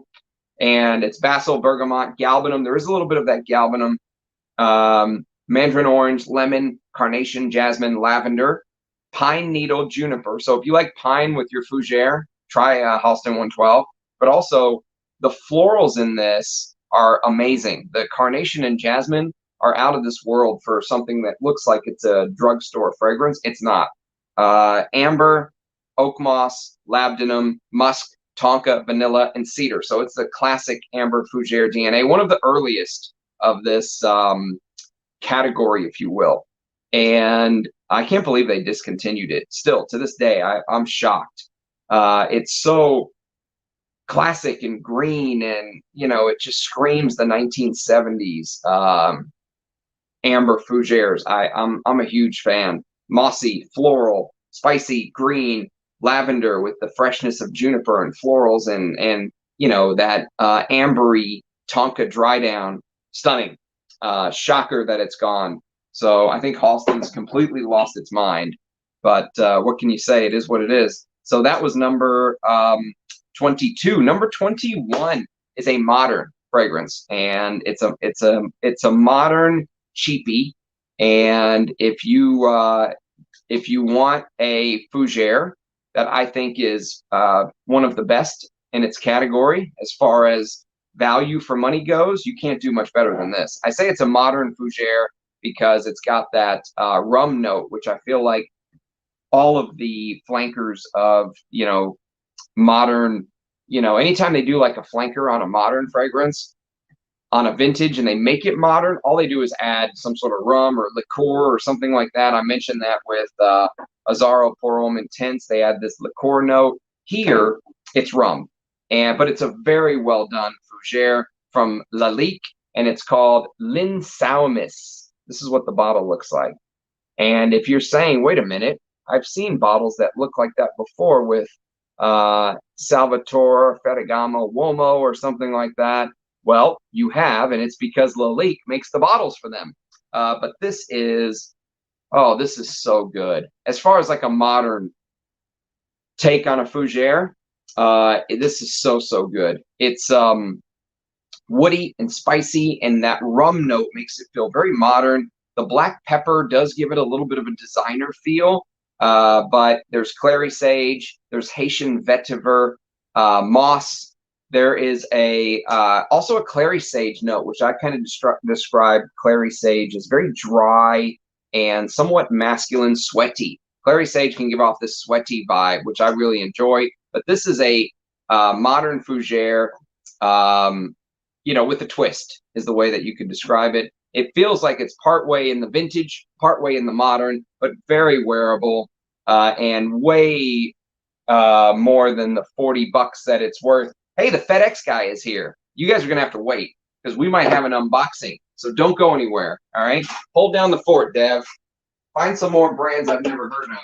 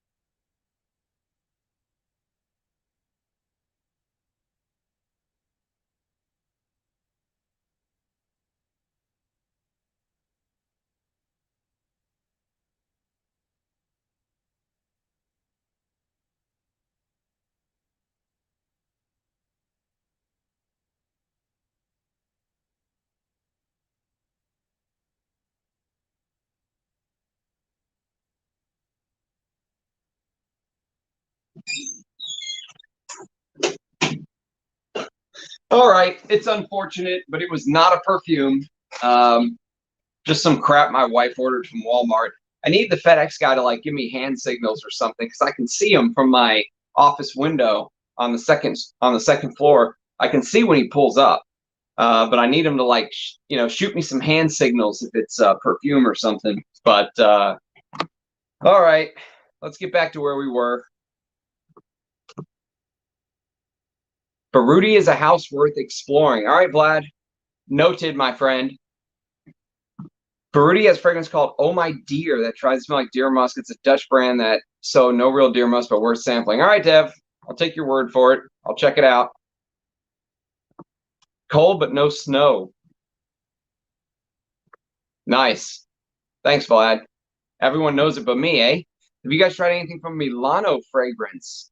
I know it's the other mask Milano house. I'm just curious about the concept. Also, Pantene has me praying it's not a generic vanilla. Has anyone smelled the new Zoologist Harvest Mouse? I have a sample. If you're interested, I could do an early impression video soon. I can put it on the short list, Mike. Let's see if I still have it.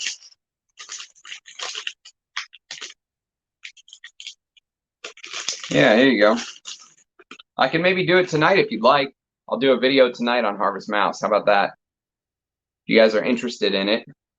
Autumn winds skip across golden wheat fields. As the tall grass billow, the rattle of husks beats a soft prairie lullaby, signaling to the wary sun to rest. In the fading light, tiny harvest mice venture forth, scrambling to gather seeds and fruits. For once the sun sinks fully beneath the horizon, its rule of the sky is bestowed on another. And when the coo of the owl breaks the night, the mice dash, trembling back to their nest. Just what I want to smell like, a mouse trembling from an owl. Like a countryside bathed in sweet sunlight, Zoologist Harvest Mouse conjures images of home-baked goodness. Stalks of wheat sway amongst chamomile, divana, and hay, and rich beer extracts are sobered, and beer, there's an oxymoron, by resins and woody notes. Cozy up in a warm nest of homespun scent. Bergamot, cloves, Roman chamomile. Do they march in legions? Orange blossom, divana, apopanax, hay absolute, rose absolute, beer extract CO2, benzoin, fir balsam, cedarwood, oak moss, sandalwood, Peru balsam, and vanilla. My goodness gracious. Look at him chewing on that straw, just like a southern country mouse. I'll put that on the to short list for you, Mike. Ask and ye shall receive. All right, let's see what else we're at here. So I talked about L'Insoumis. Let's do one more, and then I'll catch up on the comments. Number 20. This will get us at least done with the first 10. Oh, only an hour and a half in. Great. So number 20 is a niche, and it's a very good modern fougere. You guys probably know it. It's pretty popular in the community. It's by the house of Parfum d'Empire, and it's called Fougère Bengale. Are you guys familiar with this one? I really like Marc Antoine Corticciatto's work. Corticciatto. This is Assam tea, lavender, animalic notes, hay, tobacco, oak moss, patchouli, tonka bean, and vanilla. And this actually perfectly sums up what a amber fougere is. It's got that ambery tonka and vanilla in the dry down. But very relaxing because it has that Assam tea note, but it's also very interesting from the animalic notes, and that hay and tobacco just blend with the fougere style beautifully. I think it's a great fragrance. Fougère Bengale at number 20. Excuse me whilst I hydrate.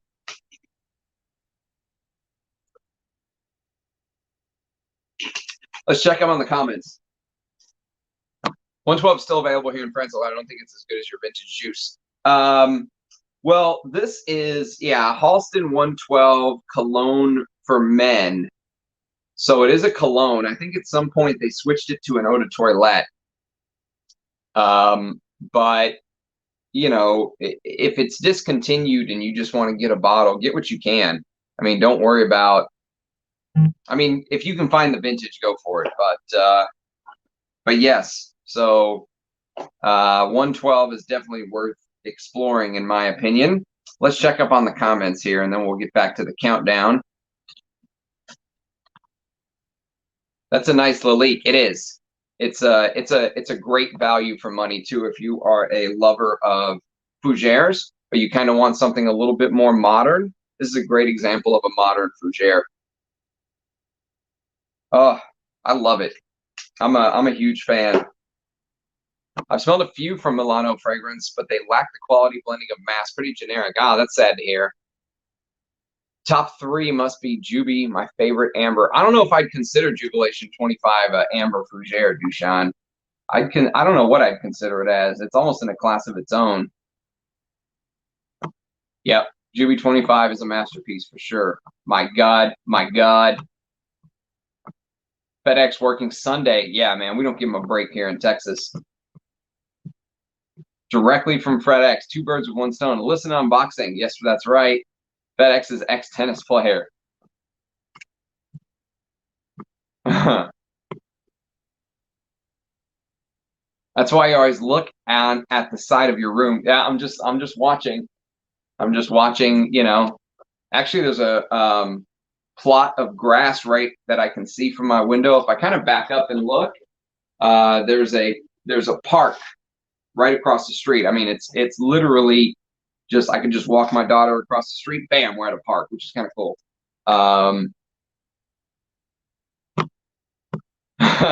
This is Texas, Mike. I don't know, man. You know, they know what's up here. I'm sure there's a law on the books that says it's open season, you know, on porch pirates in Texas here. It's the Wild Wild West. Harvest Mouse is a blind buy. Ah, you blind bought it, Felipe. Oh, nice. Only zoologist I would, but a full bottle of his Sacred Scarab. Yeah, I still have to do a video on that, talk more about it. There's so much to do, so little time. Harvest Mouse lasts longer than Cardinal. Ooh, Cardinal doesn't last, eh? Do you have Ombre Noir? I do not, but I want a bottle of that, Enrique, just because of collection purposes. Sacred Scarab is awesome. Wine Note is amazing. It is. It's one of the best fragrances of 2022. Corticciatio is underrated. He is. I'm a big fan of his house. I don't know about the other houses, but Healy has a lot of green. All right, let's see. I keep pushing my monitor to get to the comments. I would like to visit a cafe bookstore in the center of Trieste. Have you tried Corticciatio's perfume for La Parfumée? No, I have not. Is it good, Moon and June? Hey, Nikki, welcome. Scent of the day, Aramis Tobacco Reserve, one of my favorite tobaccos. Great scent of the day, Jonathan. Was in Trieste yesterday for an exhibition on Banky. Nice. You might have enjoyed Esprit de Tigre and Chypre 21 from Healy. All right, Dev. I will explore the house of Healy as soon as I get done with my other 1,000 samples. It's on the list.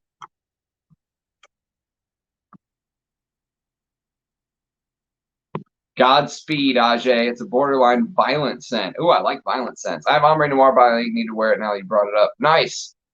Good stuff, Mike. I've never smelled it, but I've heard some people talking fondly about it.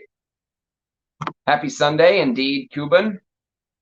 Amouage Black Iris. Beautiful. Very wearable. All right, we're caught up on the comments. Let's knock out a couple more of these. So next on the list, we've got number 19, and this is a discontinued fragrance. Go figure. And this is called Trussardi Action Uomo. And Trussardi Action Uomo smells like the color of the bottle. Look at that. Look at that green.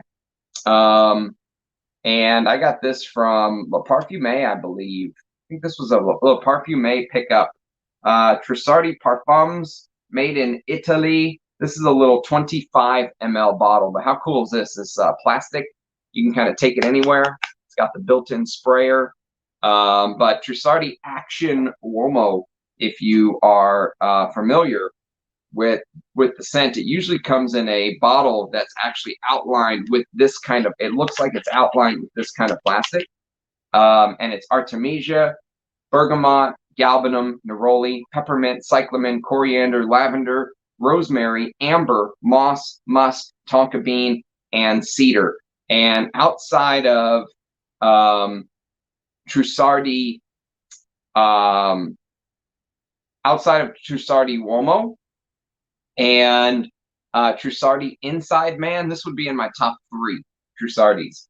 It's a beautiful green take on a Fougere. I'm not calling it an aromatic Fougere because it's got that amber in the base with the tonka and the moss and stuff like that. So I'm calling it an amber Fougere, but it definitely has lots of fresh and spicy and green touches. The peppermint makes it very wearable in the warmer weather. And again, no one talks about this. I know Chris from Scentland really likes this fragrance. They also have a Trussardi Action Sport bottle. But I've never smelled the Sport, but I usually go for the, I could see this as a sport fragrance in and of itself anyways. Now, it's a vintage take on a sport fragrance, but, and it's named Action, so it makes sense. Trussardi Action, but definitely worth more love. I told you we're talking about some rare ones today. Excuse me. All right, and then we'll do one more and then try to catch up on the comments here. So that was number 19. Number 18 is an all-time great, and it came out in 1986. It's one of those that I want a backup bottle of, but it's on the backup bottle list. I'm going to do a round 2, I think, of bottles that I would like to back up that I never did or haven't yet. And this is called Gianfranco Fede for Man. For Man is what is the one that you want. Gianfranco Fede Man. And if you really want to get picky,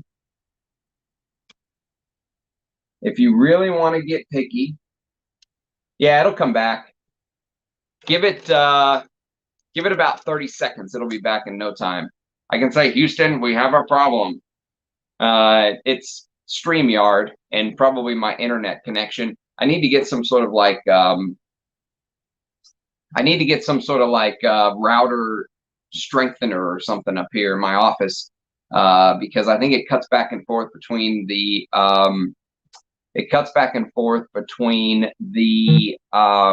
Wi-Fi and the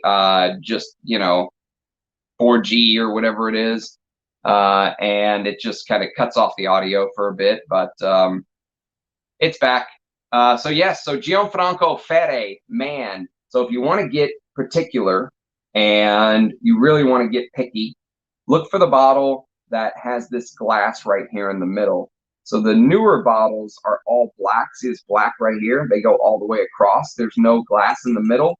So this is called the T bottle. Go figure. But this is called the T bottle. But Gianfranco Fede for Man came out in 1986. And I think it's one of the best citrusy, spicy, leathery takes on Italian perfumery. This is what Italian perfumery should be. This is a beautiful take, stunning. It's got bergamot, tangerine, and lemon in the top. And those spices are so Italian. I mean, the citruses are so Italian in the opening, and they last. They're beautiful Italian citrus opening, very fresh, with iris, jasmine, cardamom, lavender, petitgrain, juniper, leather, moss, musk, sandalwood, fir, vetiver, and cedar. And this is an all-time great, one of my favorite Italian perfumes of all time. And actually, speaking of under the radar or houses that don't get enough love when they should, I know we talked about stuff like French Line earlier from Revlon.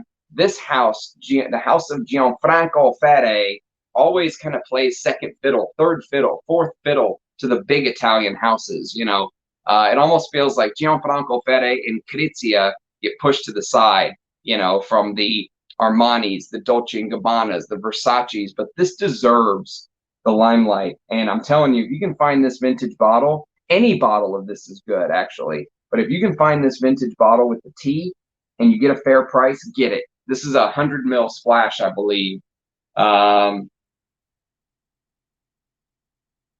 It's a 75 ml splash. And but I love this stuff. I'm in love with Gianfranco Fede for Man. Now they have one called Gianfranco Fede Men, Men, that Pierre Bourdon did in 2006. That's like a Dior Homme style fragrance. The one from the 80s is Gianfranco Fede Man. That's the one that you want. And it's a stunner. What a fragrance, man. So that is coming in at number 18. All right, let's catch up on some comments. Yeah, it'll be back. Power line adapter. All right, I'll look into it, DJ. Is Beau de Jour on your list? No, but the fragrance that Tom Ford basically copied to do Beau de Jour is. I forgot 1725. 1725 will get posthumously added to the list, along with Bois du Portugal, Preferred Stock, and Bowling Green. Thanks for that, Duchamp. It's a great rec. There's just too many. I need you guys to make these lists with me or something. Yeah, Zeno's gonna be there. An ancient equivalent. Man, we're gonna have to bring you up to speed into the vintage community, Dev. When I just read on base notes that it's not. Something about stockholders being in I'm and getting around IFRA. So not sure what to think. Being in the UK. Ah, nice. It was, yeah, man. I love the way that the Italians did perfumery. They just have that style, you know what I mean? All right, let's do number 17. Now, I don't have the cap to this one, and I'm gonna dust off the dust because there is some dust on the top of this. But the bottle is one of the all-time great bottles of all time. It's a Pierre Cardin bottle, and it's supposed to be like the fencing mask of a fencer. So it's supposed to be the mask of a fencer, and the cap kind of finishes the rest of the bottle. It works with the rest of the bottle to create the rest of the mask. Some people think it looks like a bomb if you just take this piece off, but it's actually a fencing mask, and it's called Pierre Cardin Enigma, and you can kind of see the outline of the fencing mask here. But I don't have a cap because this was a partial that Anuj found me. It's 110 ml bottle. How about that? And this is a stunner. This is one of those perfect examples of a under the radar, underappreciated fragrance. It came out in 1992. I do not know who the perfumer is. It's bergamot, tarragon, coriander, lavender, orange, lemon, geranium, jasmine, carnation, rose, cinnamon, amber, benzoin, oak moss, labdanum, musk, patchouli, sandalwood, tonka bean, vanilla, and cedar. So 1992. Again, I told you most of the Amber Fougeres are between 85 and 95. Those are the big hitter years for the Amber Fougere, although they continued on, but those are mostly my favorites. And this is 1992, and it's woody, it's spicy, it's a perfect representation as far as like the note listing of what an Amber Fougere should be. It's got the lavender, it's got the geranium, it's got that fern-like quality, and it's got the amber and labdanum and tonka bean and vanilla in the dry down. And there's one note here that I think is not listed, and that's clove. I get a pretty big clove note when I wear this, but maybe it's just a feel from the rest of the fragrances. But yes, it's a beautiful vintage masculine. If you like the kind of stuff that I like, don't let the fact that no one else talks about Enigma put you off. This is an amazing, woody, spicy Amber Fougere. So that is number 17. All right, let's catch up on the comments. Noval Mon, never smelled it. Bagwe Mem. I hate Bagwe, to be honest with you, DJ, but I could see how you could add that in there. Maybe I'll posthumously add Bagwe Mem. Bogway Mem after the stream. We'll add it in. Top 25 praline. Yes, put it on the calendar. Put it on the calendar, Mike. Since Margie Noir won't be my secretary, I'll give you secretarial powers. Put it on the calendar. Praline stream. Best of all time. Countdown. It is an amazing bottle. Dead in the water. Yes. Just pulled the trigger on a bottle of Guerlain Coriolan. Beautiful. Hope you got a great price for it. Hope it was unsprayed. Coriolan uses a lot of citruses, and they tend to turn. So make sure you bought from a respectable source. Rogue's official retailer in the used base in Spain, and the owner of said his perfumes are IFRA compliant now. Yes, that's right. That's exactly right, Moon. Moon and June, you're spot on. It will take years, Mike V, if only to find a single one Ramsey doesn't despise. Which one? Gigantic Beethoven's work. It's beautiful. Barbershops are my favorite kind of fray. Really? Good stuff. Yeah, well, there's some barbershops coming up here very soon, some big-time barbershops. Do you want Tom Ford for Men Extreme? I do not. I want it. I want the Extreme version. It's high on that wish list I keep telling you guys about. Got another 50 mil of Enigma the other day. Ah, you got one. You got another one, Rich, a backup. Because this is an amazing scent, isn't it? No one talks about this. This is deep into ram duck territories. We've got our sentries, our forts, our river moat. It's right deep in our territory. It's fantastic. Bravo, Rich, indeed. That was on yesterday's stream. That made it on the Aromatic Fougere stream. Yes, cheers with that. Indeed, Rich. Welcome, friends. Unopened, sealed. Excellent. That's the way you want to buy Coriolan for sure. Yeah, I love Z14 too. If you haven't tried 112, give it a shot.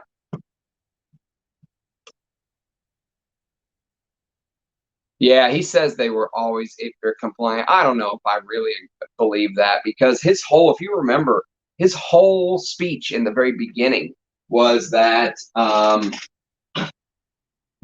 at the color of the juice, look at how much oak moss we use, and that was the whole deal with Rogue, if I remember correctly.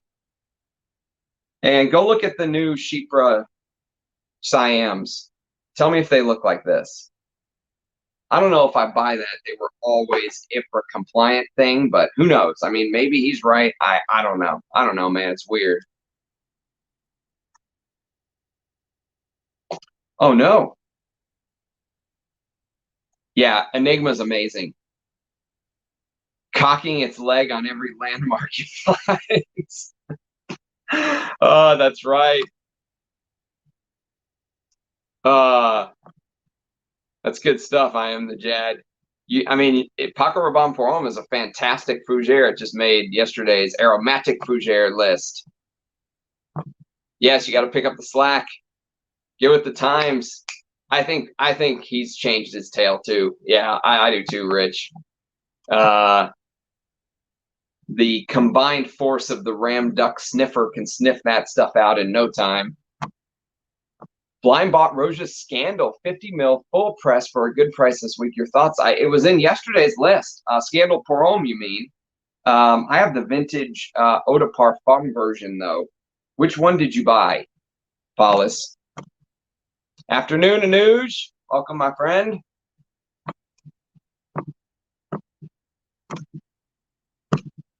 Anuj gets all the love.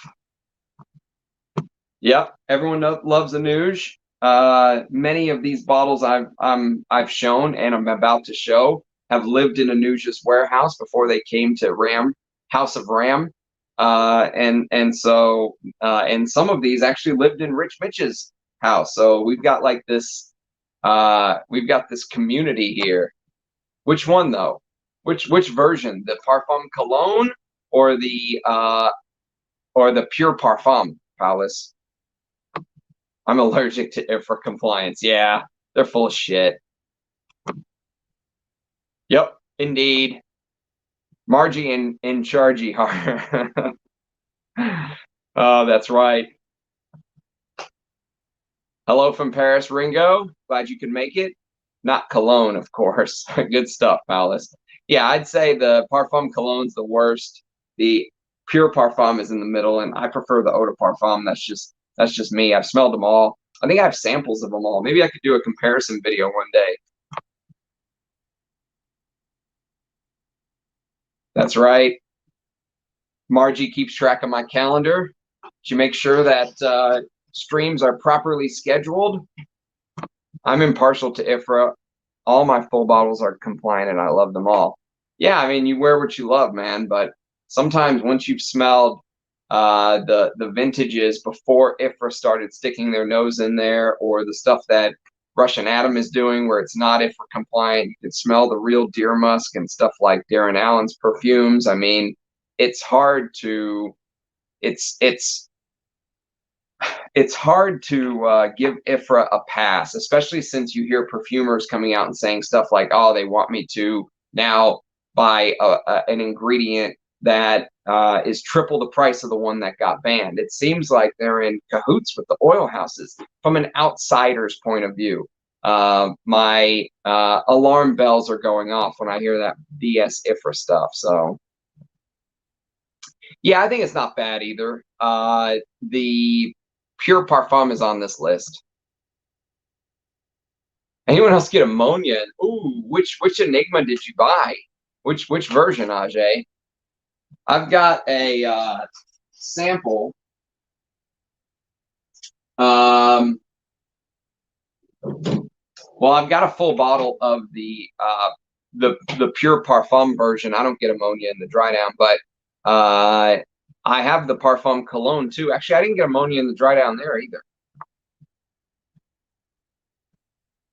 Gucci Guilty Absolute, beautiful Arnold. Yes, Halston 112 is on the list. It was properly placed where it belongs. Halston 112 deserves much more love, Justin. You're spot on. It was number 22. So we just did Pierre Cardin Enigma number 17. Number 16 is another under the radar. This fragrance deserves so much more love. I'm telling you, every single person that's bought this after I've talked about it has come back and been like, you were spot on. This is an amazing fragrance. It shouldn't have been 30, 40, 50, 60 bucks, especially with the vintage rush. It's just that the name is so corny, and it looks like there's a ruler on there. It's called Businessman from the house of Panauge. Panauge. And look at the ruler on the bottle. Businessman with his little pocket square, his little pocket protector with his pens and his ruler. And, people think of it like that. They think of it as a shit fragrance. It's not. This is such a great take on a Fougere. Fantastic. One of the few bottles in my collection that I wish was not a 50 mil, that it was 100 mil. I wish I would have went bigger with this one. But I still probably have 45 mils worth of juice, so I'm pretty happy. But if you've never heard of Businessman, it is what I consider one of the most under-loved Fougeres of the 80s. It came out in 84, and it's lavender, bergamot, rosemary, artemisia, lemon, tarragon, geranium, jasmine, thyme, cedarwood, patchouli, amber, musk, and Russian leather. So it has that amber in the base. So I consider this an amber Fougere. But the musks in here, I swear to God, they smell like, it smells like you're smelling nitro musks, like from the past, the banned ones, the ones that got banned because they were finding it in everything, the streams, women's breast milk. I mean, they were finding those nitro musks all over. So governments banned them. It smells like you're smelling the vintage nitro musks of old that had that, vintage nitro musk had that like way to cut through things. And then on top of it, it dries down to this Russian leather, which is a love for me, this smoky Russian leather. If you like the way Smalto Pour Homme kind of turns smoky, I think you would really like Businessman. It's so good. The lavender, rosemary, artemisia, and of course tarragon gives it that anise like quality, and it's just I think it's perfection.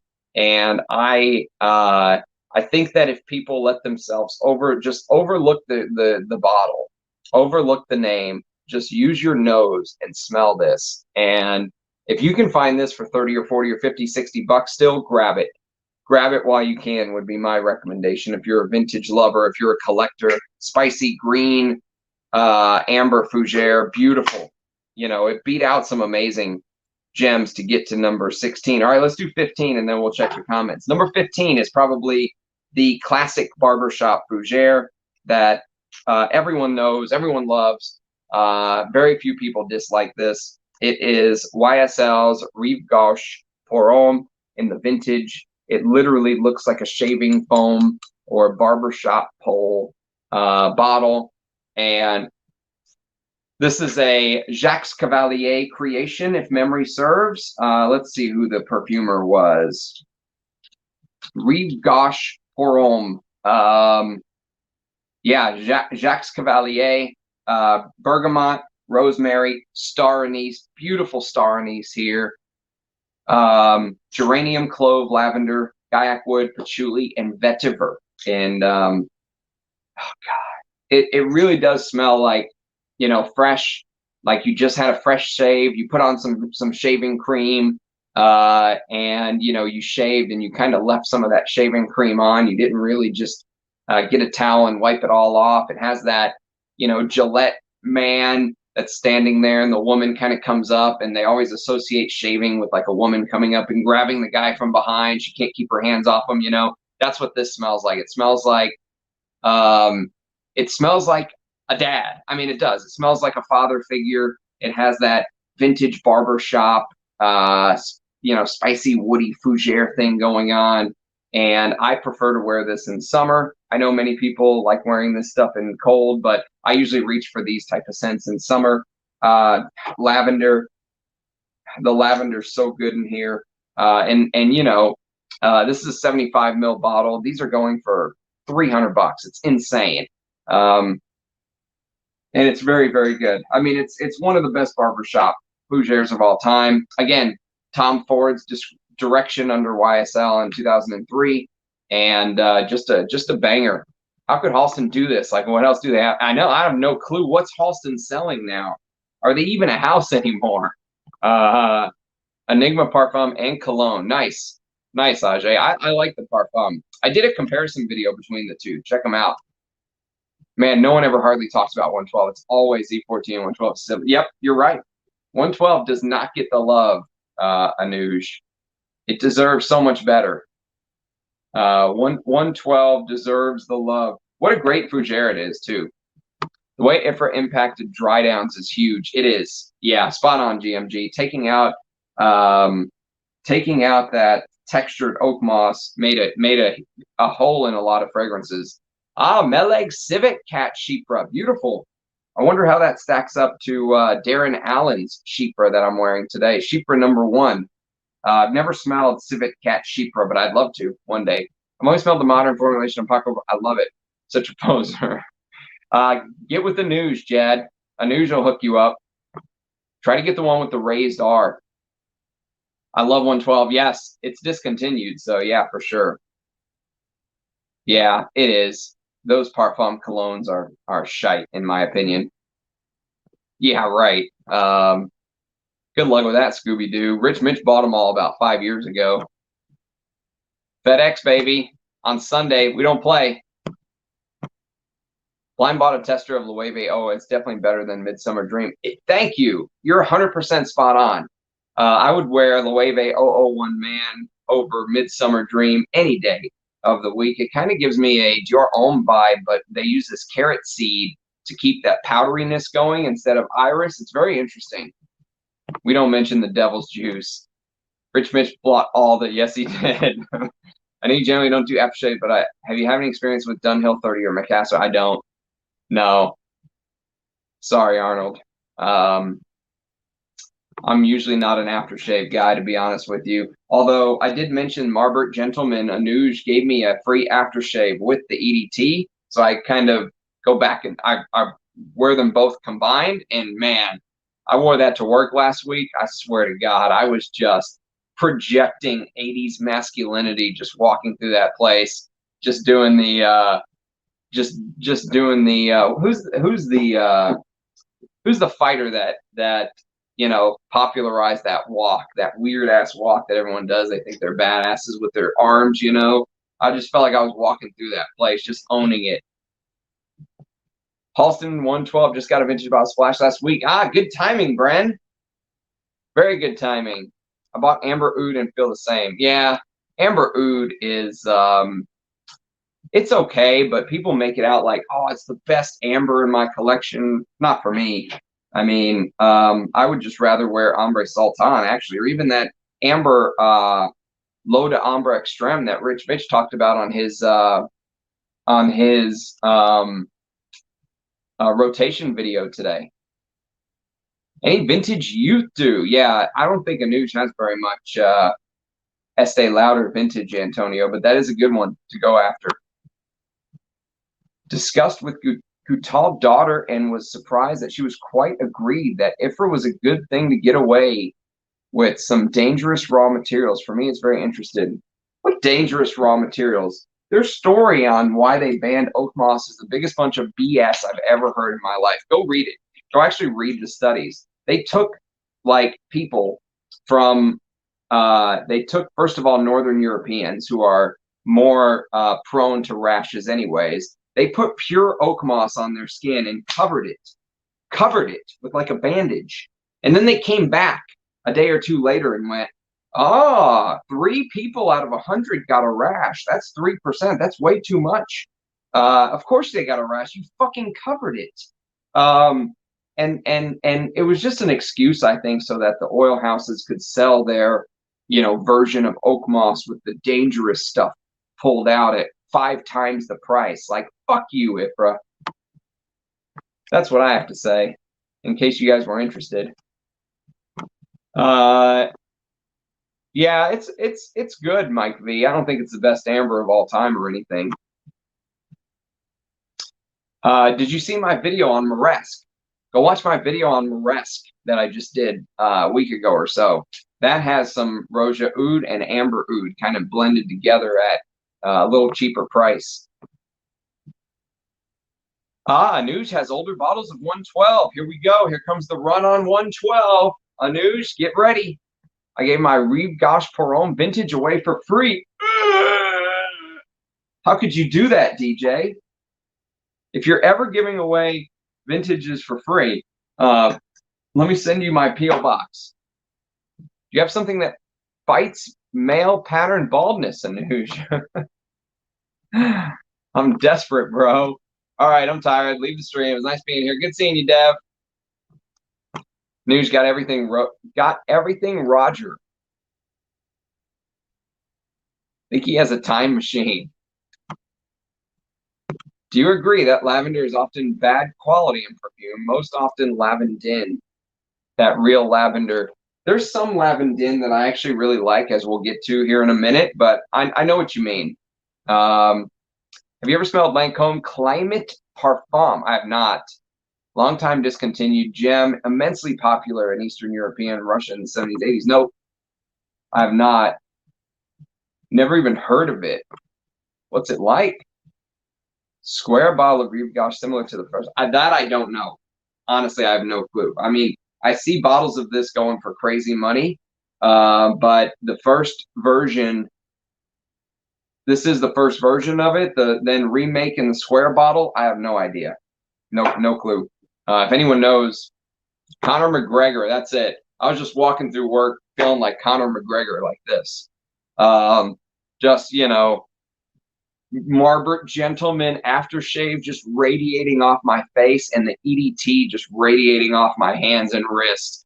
Every time I turn, somebody, you know, all the way across the building probably got a sniff of Margaret Gentleman. Did you already smell Jersey? I have not. I have not smelled Jersey, Ringo. But I did, a very kind subscriber, Fragrance Phil, sent me Bella Respiro for the first time. So there'll be a video coming out very soon. Dangerous raw materials like gunpowder. Right. Yeah, Ifra sucks. I don't need them to save me. You know what I mean? Like even the houses that maybe they do, like for example, Russian Adam isn't IFRA compliant, but whenever he made his Cuir de Russie, which I would still love to smell, he used untreated birch, which can be carcinogenic. It can be harmful. And so what he did is he called it a garment perfume. Don't spray it on your skin. I mean, that's just common sense. You don't need IFRA to tell you to have some common sense, you know? They did. Yep. Amber 114. Yeah, that's actually a good one. I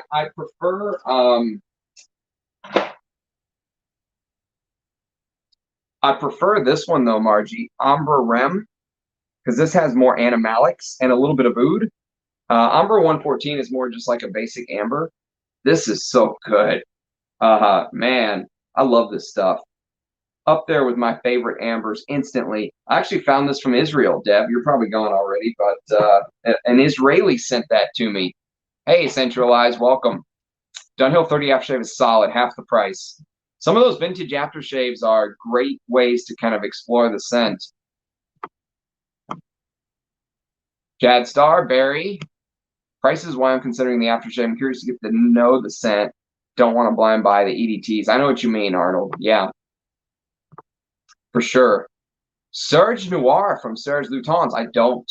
But there was a guy, interestingly enough, he reached out to me. I shared it with Rich Mitch and Anuj. I don't know how serious he is because some of his stories didn't necessarily match up 100% with what I heard from Anuj. But he says he's going to send me a whole bunch of Serge Lutens that he's got access to a bunch of them. And he's going to send them to me. So I sent my P.O. box to him. So there could be like 10 Serge Lutens arriving, or maybe not. I don't know. He's newer to my circle, so I don't know. He did leave a comment when I did a video on, if you go to my Instagram and look up my picture of Aquitos, he left a comment saying that he launched this fragrance when it came out in the 80s. So I have no clue. I don't know if he's legit or a BSer, but if he's legit, that would be very cool. That would be very cool to get my nose on 10 new Serge Lutens that have been on my wish list. Penhaligon Sartorial, yes, actually that's very true. You are spot on. Sartorial should have made the list. Also, what could have made the list is this little bad boy. Les Barbershop de Tangier from MDCI. And MDCI is coming up very soon, but Les Barbershop de Tangier could easily have made the list. I'll do an early impression video on this one. This is an amazing barbershop fragrance. If you can't get your hands on this, Rive Gauche, this could be a great replacement. MDCI's Le Barbershop de Tangier. Yep, very, very nice. Good stuff. Good stuff indeed. But I did leave off Penhaligon Sartorial. Yes, it could be on the list for sure.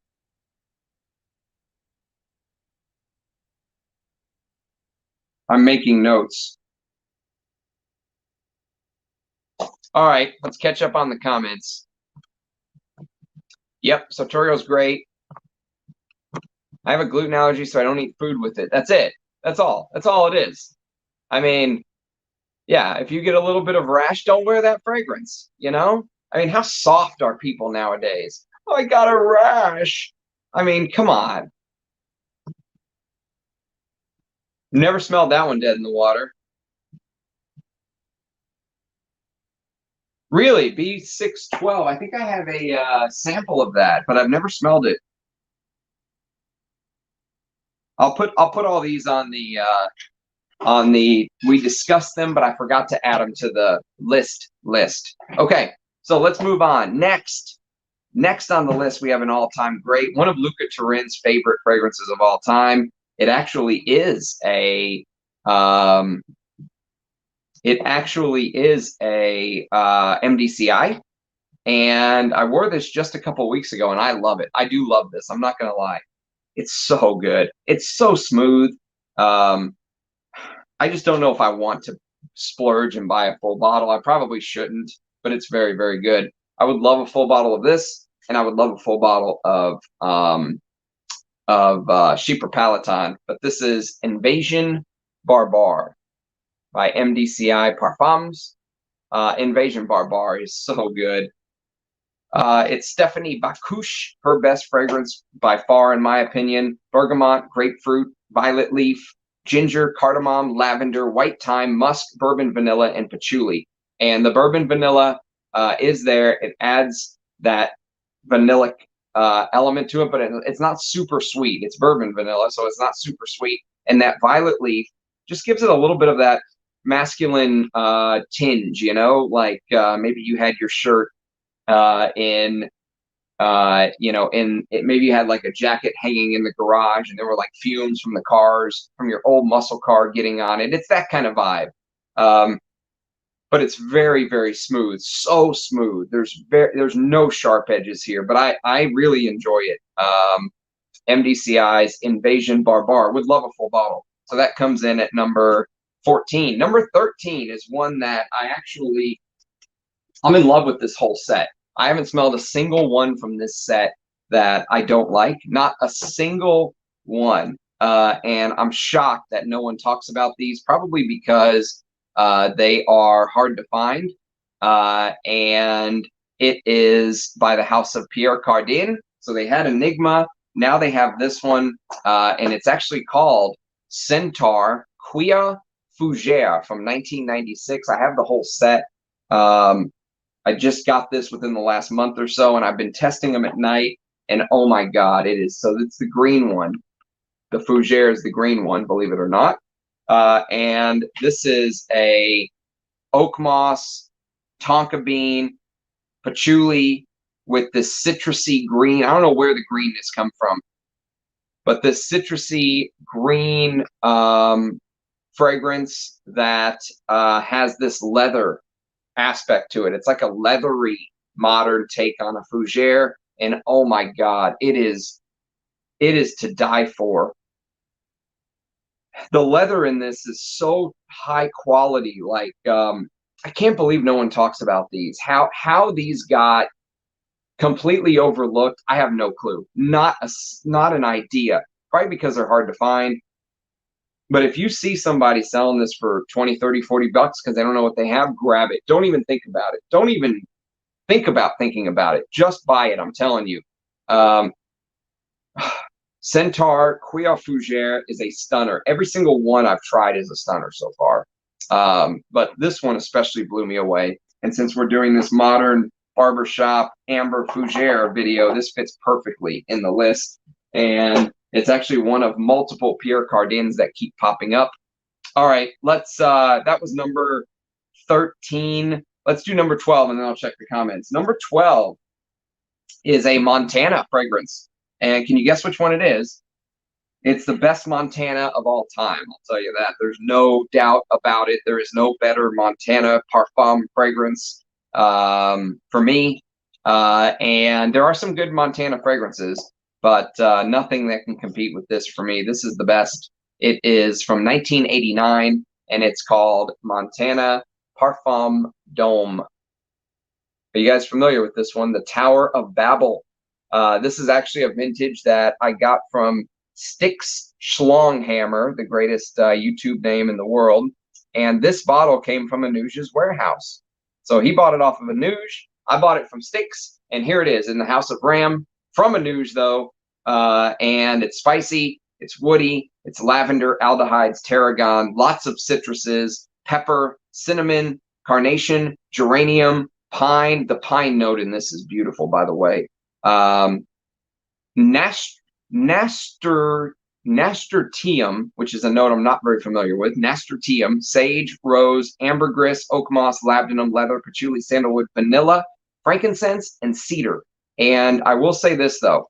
There is a difference between the vintage and the modern that I've smelled, but they're both good fragrances. The modern takes out some of that piney green, you know, 80s masculine thing that Montana Parfum Dome has, and it focuses more on the vanilla and the, you know, sweeter aspects of it. It's still a good fragrance, even the newer version, but if you can find the vintage, I would say go for it.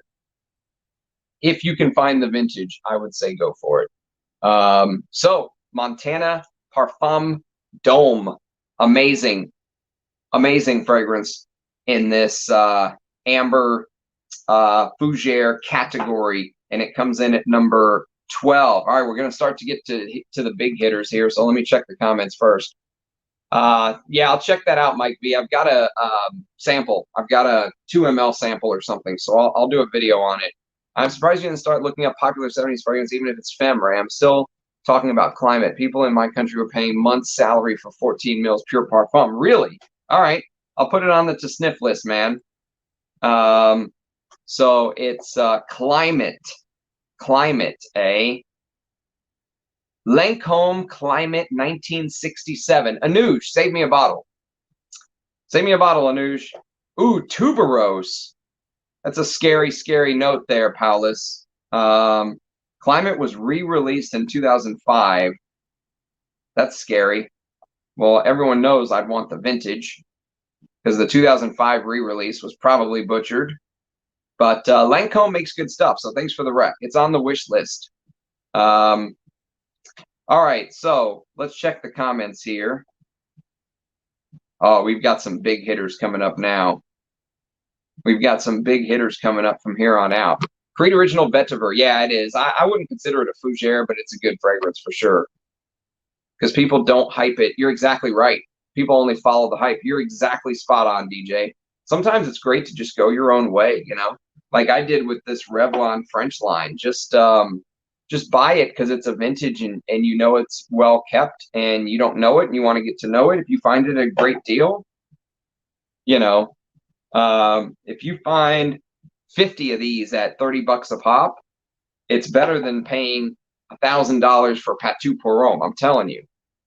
Need to get my nose on Invasion Barbar, but I have 1725 apparently. Yeah, they are very close. I think 1725 has a little bit more of that almondy note in it. You don't get the almondness in Invasion Barbar, but it is very good. I really, really like Invasion Barbar. It's so classy, so masculine. You can wear it to any, you know, office. You can easily wear it to the office. That was the green one, Centaur Fougere, Queer Fougere.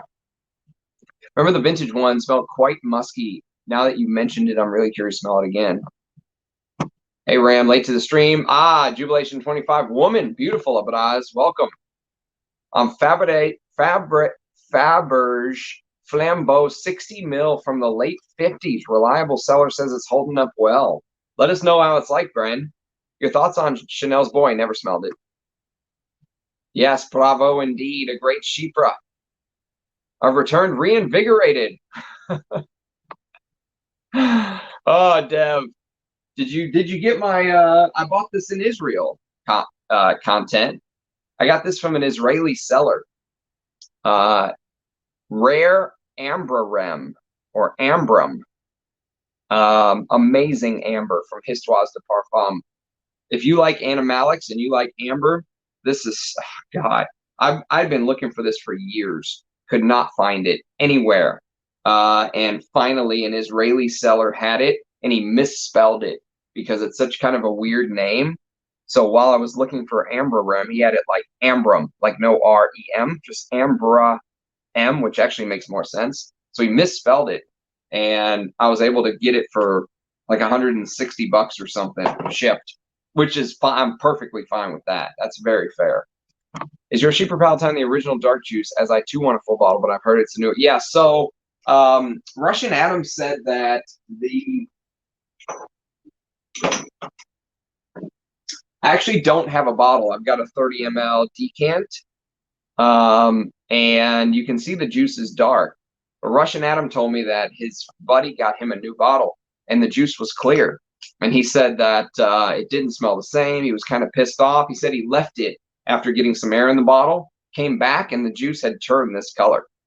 So he thinks that the guy from MDCI was defending his brand was right. There is no reformulation, is what Russian Adam said. He thinks that it just needs some air in the bottle. I don't know. I have no clue. But all I know is I love this. Love Chypre Palaton, like one of my favorite Chypres of all time. And I would love a full bottle, but they're expensive.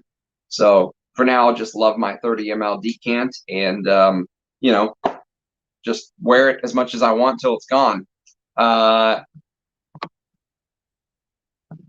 Zizane by Fragonard is a nice, uncomplicated, simple, old school, powdery barbershop type. Did you send me that, Anuj? Did you send me Zizane by any chance?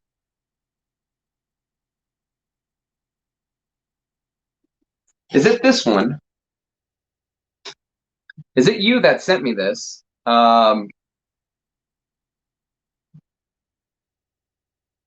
Rumor is, from what I heard, this is the kind of stuff that Elvis liked to wear. Elvis liked wearing powdery scents, and Zizane has this very powdery barbershop-y, you know, vibe. So if you like powdery fragrances, yeah, you're right. This definitely, I think, could be put in this list. It's so powdery. It's so strange. But I've really enjoyed getting to know it. Thanks for sending it to me. There's a famous behemoth in Russian families called Troyanov Esau du Cologne. It would be funny hearing your thoughts.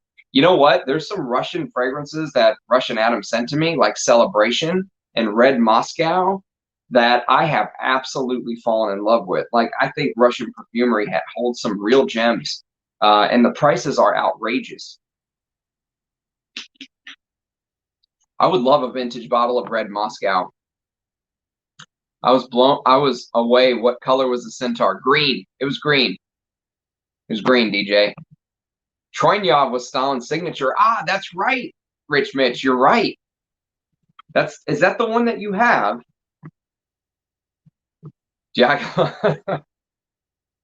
Please don't connect Zelensky to Diaghilev Duchan. I got Chypre by Brocard. Ah, nice. Give me more time with these animalics. Okay, I'm slowly. Yes. Yeah, you just set it aside for a couple of months and come back to it. You'll be shocked by how much your nose changes. A Frag Love Triangle. Yes. Brocard is a Russian brand. Which sample set you got? History of Atari. Yep. Ambre de Coco is very, very good. MDCI is a house very much worth exploring. I will never part with L'Homme. Never smelled that one, Alan. But I do want to smell that Ambre Topeki that Pierre Bourdon did. I've never smelled that. Shouldn't be a factor in determining if fragrance has been changed or not. The mere fact that it has been vanilla. Yeah, that's correct, DJ. You're right. And sometimes they just need a little bit of air in the bottle. But man, it was a big deal. The whole color thing with Chypre Palaton was a really big deal. Yes. No, absolutely not, AW. Absolutely not. If you love Fahrenheit, you're going to go crazy for Portrayal, man. Look at the dent I put in that. And this only came out a couple years ago. I've worn the shit out of Portrayal, man. I love it. It's one of those amouages that the first time I got it, I was like, what the hell is this? This is not an amouage, you know? And then the more I wore it, because I was kind of pissed off, the more it grew on me. And I think this is an amazing take on an 80s fragrance. They say a 20s. They say this is bohemian culture, like 1920s bohemian culture. I think it smells like an 80s fragrance to me. Man, that gasoline note in the opening, oh my God. Oh, if you love Fahrenheit, Portrayal, man, is a must. Absolute must. And don't look at that note tree. I think Amouage is being very coy with their whole 3-note thing. Yeah, 2 years ago. Ah, you did. Darker now for sure. Nice, friend. Hey, Alan. Argenta by 8 and Bob. Never smelled an 8 and Bob fragrance ever. All right, let's do some more. So this is a purchase that I got from Le Parfumé. And this is such an underrated fragrance. Speaking of underrated fragrances, this is coming in at number 11. And so next we're going to be in the top 10. And this is a fragrance by the house of Kipling. And actually, sorry, fragrance by the House of Wheel. Parfums Wheel. And this is called Kipling. Have you guys smelled Kipling? Oh my God, Kipling is, this is right up Ramduck Street. So this is turning onto Ramduck Avenue, getting onto Ramduck Court, taking a left on Ramduck Street, and pulling straight up to the mansion that is the Ramduck household. Artemisia, lavender, juniper, bergamot, lemon, basil, carnation, and the carnation here is very spicy and green. It's beautiful. Geranium is also very spicy. There's a pine note, jasmine, but it's that leather dry down. It's this leather mossy patchouli dry down that gets me. I wish I would have got a bigger bottle than just this little 30 ml, but my God, this is good. This is a blessing to have and wear.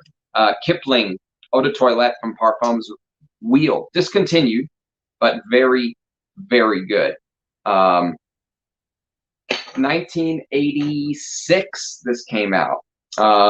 So yes, Parfums Wheel is one of those houses. It's very strange, you know. It's like some of their stuff is amazing and some of their stuff is meh, but this is one of the amazing ones.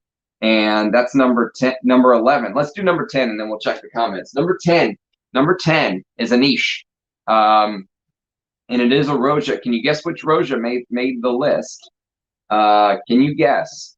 There's really one that I feel falls into this Amber Fougere category. Someone mentioned it yesterday. It's this.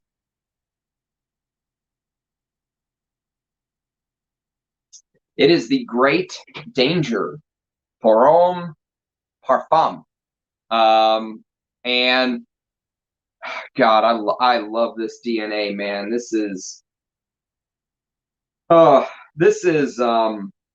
obviously copying Guerlain's heritage. Anyone with a nose and a brain and any history of fragrance knows that, but came out a decade ago, and Roja did what he usually does. He took old Guerlain and he Roja'd it up. So he added some things that are missing in heritage. For instance, he added cumin, he added ambergris, just higher quality materials. There's some rhubarb in here, which is not in heritage or in heritage. You know, the jasmine in here is jasmine from Grasse, and the lily of the valley. Roja loves lily of the valley, and violet, of course. And so, you know, it smells like a very posh, high-end version of heritage, but it's obviously heritage. It has that, you know, lavender DNA. It's got that heritage DNA. There's tonka in the base. There's no geranium, but I'm calling it an Amber Fougere. And so Danger Parfum Pour Homme at number 10. And you can imagine how high the fragrance it copied will be on the list, but I love this stuff, man. I mean, even though it's heavily inspired by heritage, I still love wearing Danger Pour Homme Parfum. I don't think I would buy another bottle, but I really enjoy having it. All right, go back to your little home there, Danger. Let's see what you guys are saying. I will be in Tiazio Perfumery in Canes at the end of March. Anyone want some sample set from MDCI? Nice. I like the dry down of Lalique L'Insoumis. I do too. Is that the Lalique L'Insoumis, and whatever the Chypre was is very, very good. Your reach is bigger than you think. Al Majmoua is the only sold out. Ah, dude, Al Majmoua is the Chypre I was talking about. That is an amazing Chypre. Stunning. I read Kipling. Put it on your to sniff list, Alan. Although it doesn't have oud, so you won't like it. Kipling, amazing, got a deal. From Keith, love this one. 100 ml grams. Now you jealous? Yes, I am. I am very jealous. You got the 100 ml. I got the baby bottle, but yeah, Manly Scents got you a deal on it. Good job, Brent. Ajay, I don't know. I have Adam's Motia, and it's not similar to Lalique L'Insoumis. Wet wipe thing. Halston's got to be surviving off the Netflix movie money.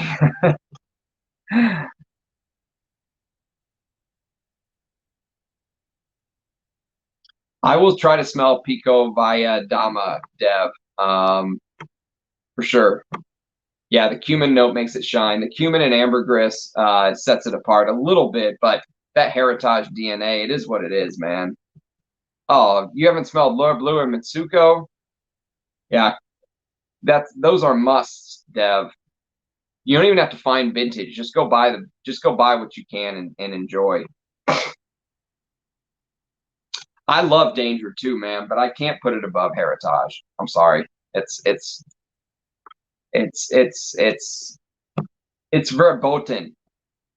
Kipling is intriguing, and people are comparing it to Yatigan. Oh, I don't think they're similar. No, I wouldn't have compared it to Yatigan, Alan. MDCI's customer service is excellent, eh? The George Jefferson strut. Yes, that's right. Fetiche is very good, but it is not a Fougere. All right, let's continue now that we're in the top 10. These are the big hitters. The big hitters coming right up. We are at number 9. Number 9. Excuse me whilst I hydrate. Number 9 is where this Amber Fougere category started. 1975. Anyone know what it is? Sorry, I lied. 1972. 1972 is where it all started. As soon as you see the bottle, you'll know. It's a spicy, leathery take on a Amber Fougere, and it's this Pierre Cardin Pour Monsieur. 1972. This is where it all started right here. This is such a great fragrance. Basile, bergamot, lavender, orange, lemon, carnation, geranium, iris, leather, patchouli. The patchouli note in here is stunning. Sandalwood, amber, benzoin, leather, moss, tonka bean, and vanilla. And so you're seeing the trend in the Amber Fougeres, right? You're seeing the trend. Yes, Houston again. It'll be back. Just give it 30 seconds. Give it 30 seconds, DJ. It'll be back in no time.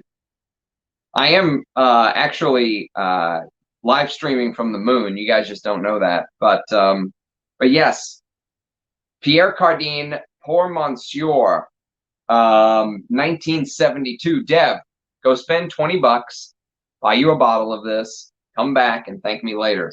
It'll put some hair on your chest.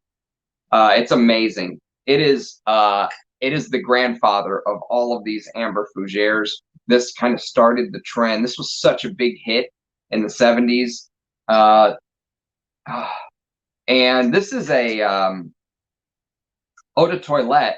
Apparently they had an eau de cologne too. I need to get a bottle of the eau de cologne and just see if there's differences. Pierre Cardin, and my bottle is there's the distribution information. It's kind of weird, but it says France on it. I don't know if that's where it actually came from or not, but there is a UTIF number on the bottom, which means it's pre-1990. Somebody told me, so I don't know how old this is. I just know it's amazing and I love it. And I only have a 30 ml of this too, but it's stunning juice.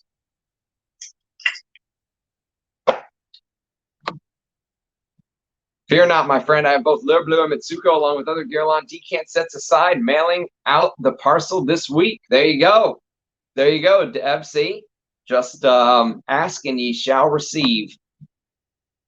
You do need to smell Le Lion. Yes, don't worry. Anuj got you, Dev. We'll carry you up the mountain if need be.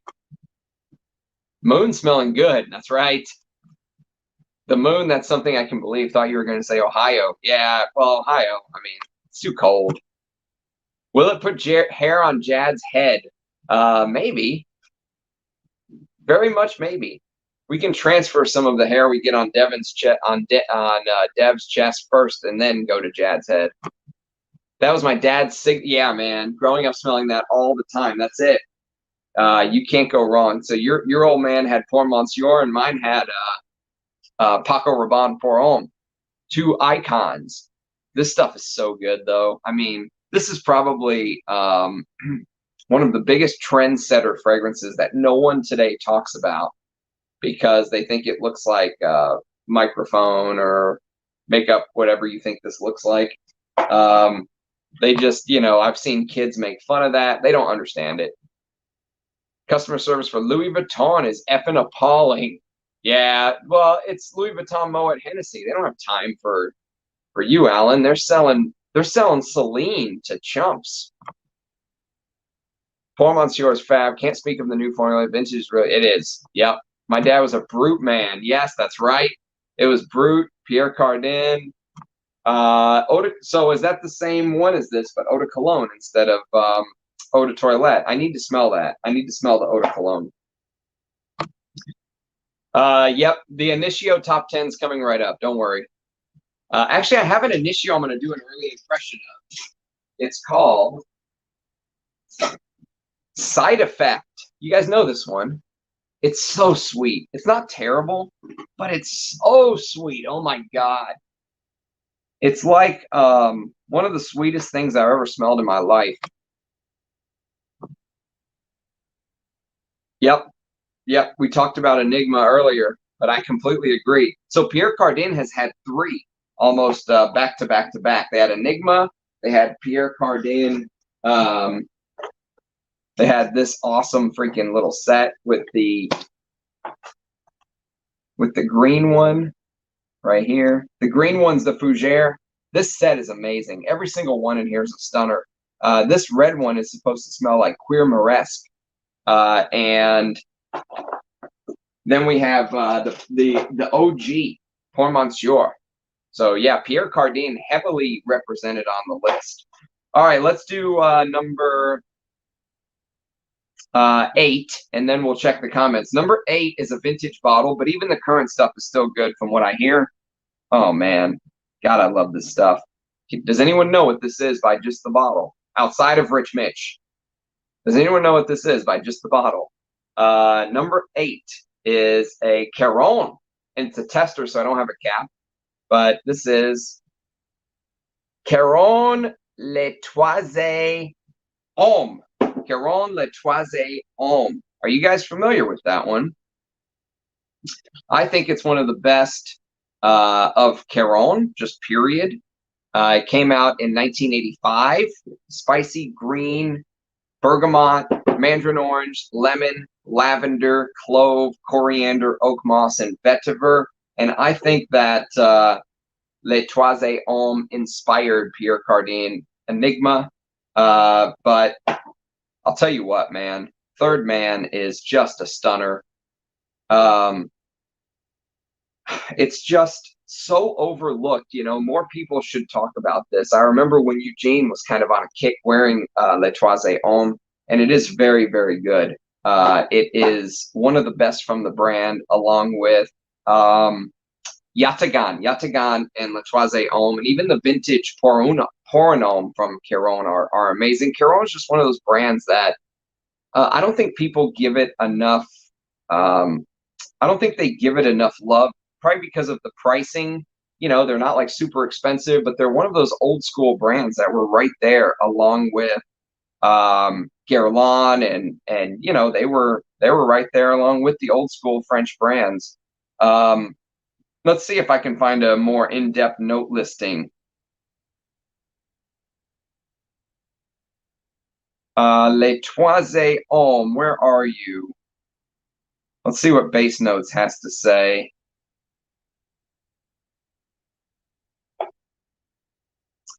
Base Notes says that I don't see a L'Etoise Homme on Base Notes. Where are you? Where are you, Base Notes?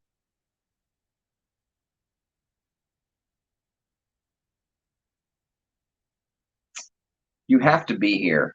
There has to be a L'Etoise Homme. Ah, here we go. They've got it under number 3 is why.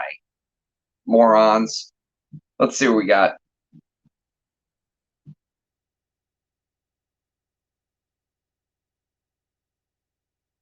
Let's see what we got according to base notes. Lavender, rosemary, anise, bergamot, geranium, jasmine, rose, carnation, amber, musk, moss, cedarwood, patchouli, tonka, vanilla. I think that's more of a proper breakdown, personally, because you definitely get the geranium. The only thing that's missing here that's in the Parfumo note listing that I agree with is that clove, but there is anise. So sometimes clove and anise can kind of confuse you into what's what, but it's amazing. And one of the best, probably one of the most just timeless, you could wear it any place, anytime, Amber Fougeres, and very few people talk about this anymore. And I hear the new one is still good, but I don't know. I've never done a pure comparison video myself. All right, let's see what you guys are saying. I used to have a blue marine version. Yes, that's right. Rich Mitch has that bottle. I've never smelled it. He wore Elsha. Never smelled it. I never heard of it, Alan. My dad is Fahrenheit and Narciso Rodriguez for him only. He is very particular about his stuff. Yes, well, Fahrenheit, I mean, shit. Classic, dude. Dev, you in India. It is superb, Vlad. Yep. Haven't tried the vintage. Yeah, I think it's great too, Mike, from what I hear, but I've never done a side-by-side comparison.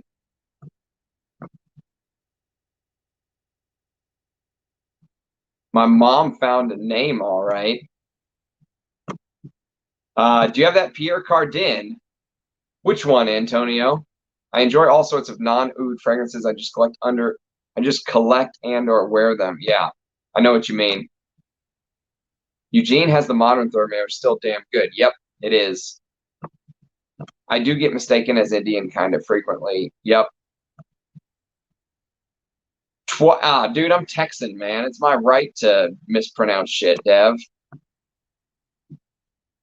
A real man shouldn't smell like caramel, chocolate, or tiramisu. That is damn true, Tony. If truer words have been said, do let me know. You can just put a little trademark right next to that. Ram. The poor Monsieur Anuj. Antonio wants to relive the vintage of the poor Monsieur from his old man.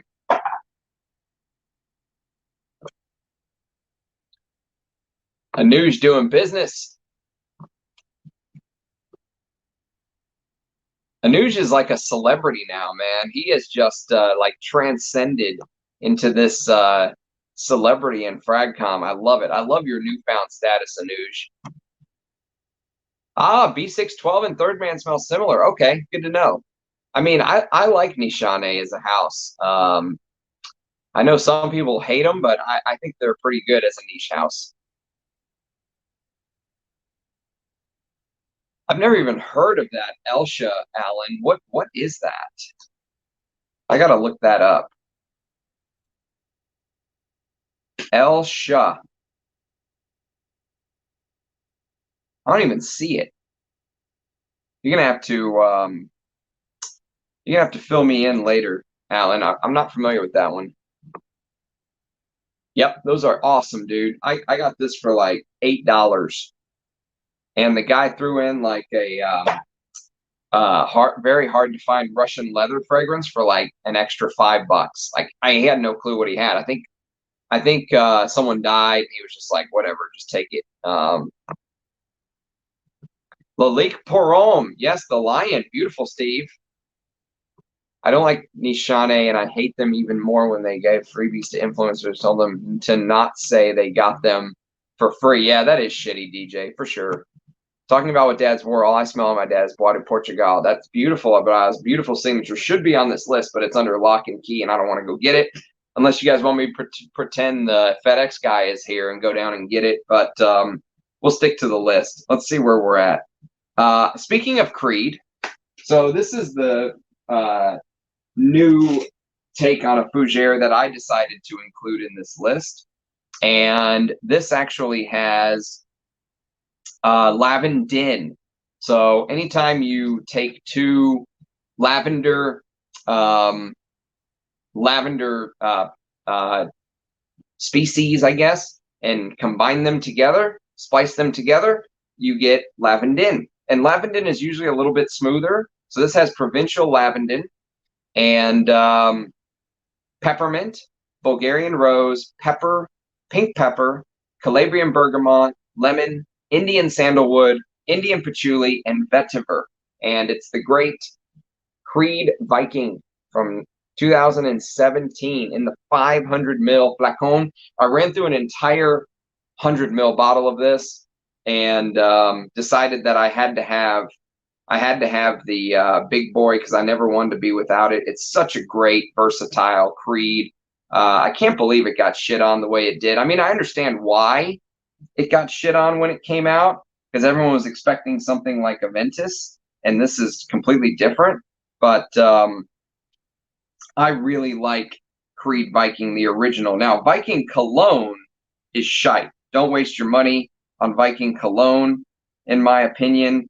But if you can find one of these older bottles of Viking, the OG from 2017, I actually did some hunting and I found batch code 17U01.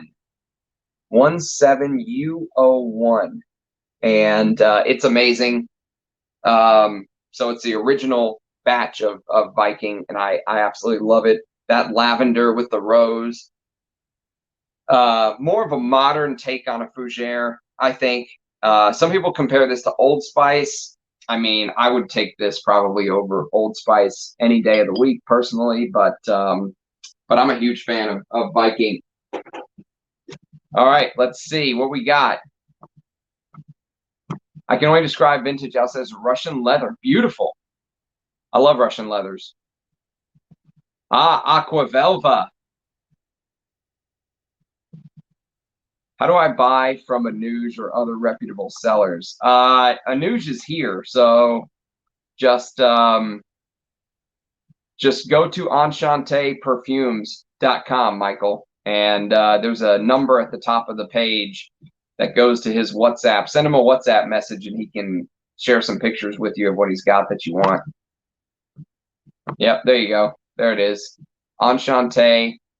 Actually, Deb, you misspelled it. Enchante. E-N-C-H. Now I got to look it up. Enchante. E-N-C-H-A-N-T-E. Not S. A-N-T-E. Perfumes.com. There you go. He corrected it. Walking into a zoo. That's my kind of fragrance right there. That's my kind of fragrance, Mike. God damn it, Dev. My dad didn't wear perfume. My mom's signature was Women's Dior Dune. That's a beautiful fragrance. That is a stunning. Do you own that, Margie?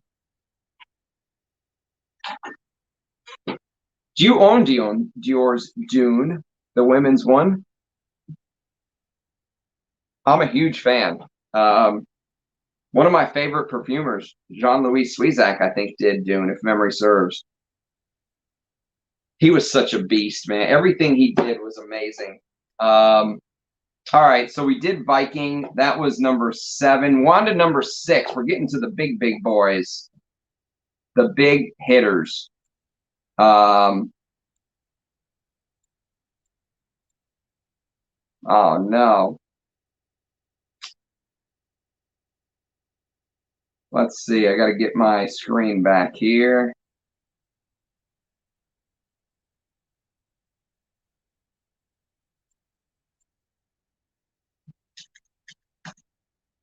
All right, I think we're back in business. Okay, so number 6 is a very hard to find Amber Fougere, and it's these last 6 are like classic Amber Fougeres, like the, you know, for me, like the prototype of what a Amber Fougere should be, and this one is so hard to find. I'm just glad I have a bottle. I wish I had more juice, so I kind of conserve my sprays with this one, which you never want to do when it's one of your favorite fragrances, but It is what it is. It came out in 1991. You can see again you can see the time frame coming in over and over again. So this is 1991, and it's called Ungaro pour l'Homme #1. And Ungaro pour l'Homme #1, you can see the note listing on the back right here. And you see right there at the top, lavender. So this is lavender, bergamot, wormwood, jasmine, geranium, tonka. So it has all the elements of the fougere, and then amber, pine, patchouli, precious woods, which I'm guessing is some kind of, I don't know, cedar or sandalwood. Well, there is sandalwood. So sandalwood and precious wood. So I don't know what precious woods are. And honey. And honey is the missing link to Ungaro pour l'Homme 1. If you look on the databases, there's no honey note listed. Hearing about the honey note on the actual pyramid, and when you smell it, you will get it. It's amazing. Probably my favorite Ungaro, to be honest with you. This is just so me. I love these type of fragrances. It's everything an Amber Fougere should be. It was created by Francois Demachy and Jacques Polge whenever they had the deal to do Ungaro's fragrances when they were working at Chanel, and they did not miss. I mean, they hit a home run here. It's just so hard to find, so expensive, but if you can get it for a good deal, check it out. All right, let's do #5, and then we'll check the comments again. #5 is, again, these are just going to be just reference Amber Fougeres. This came out in 1992 by the house of Ralph Lauren, and it's Safari for Men. This is a Cosmere bottle. If you guys are looking for Safari, go for the Cosmere if you can find it. But this is just spicy, woody. It's, God, I love these. Starting from Ungaro pour l'Homme 1, these top 6 are like reference Amber Fougeres. This is aldehydes, bergamot, coriander, lavender, neroli, vermouth, lemon, cyclamen, tarragon, jasmine, carnation, rose, cinnamon, amber, oak moss, leather, musk, patchouli, sandalwood, and cedar. One of the best from Ralph Lauren. Probably this and Polo Green are the only Ralph Laurens that I would say are backup bottle worthy. I would say this is backup bottle worthy for sure. Safari for Men is so good. And if you've ever seen the Ralph Lauren Safari photo shoot, it's amazing. When they were in Africa on that very popular photo shoot that the Safari name came out of. And I love the flacon with that liqueur-like, vibe. I mentioned honey in Ungaro. This one has a little bit of this liqueur-like note, which will come up again very soon. And of course, that precious wood stone-looking thing on the top. Man, I love Safari for Men. It's so, so good. #5, Safari for Men. All right, let's check the comments.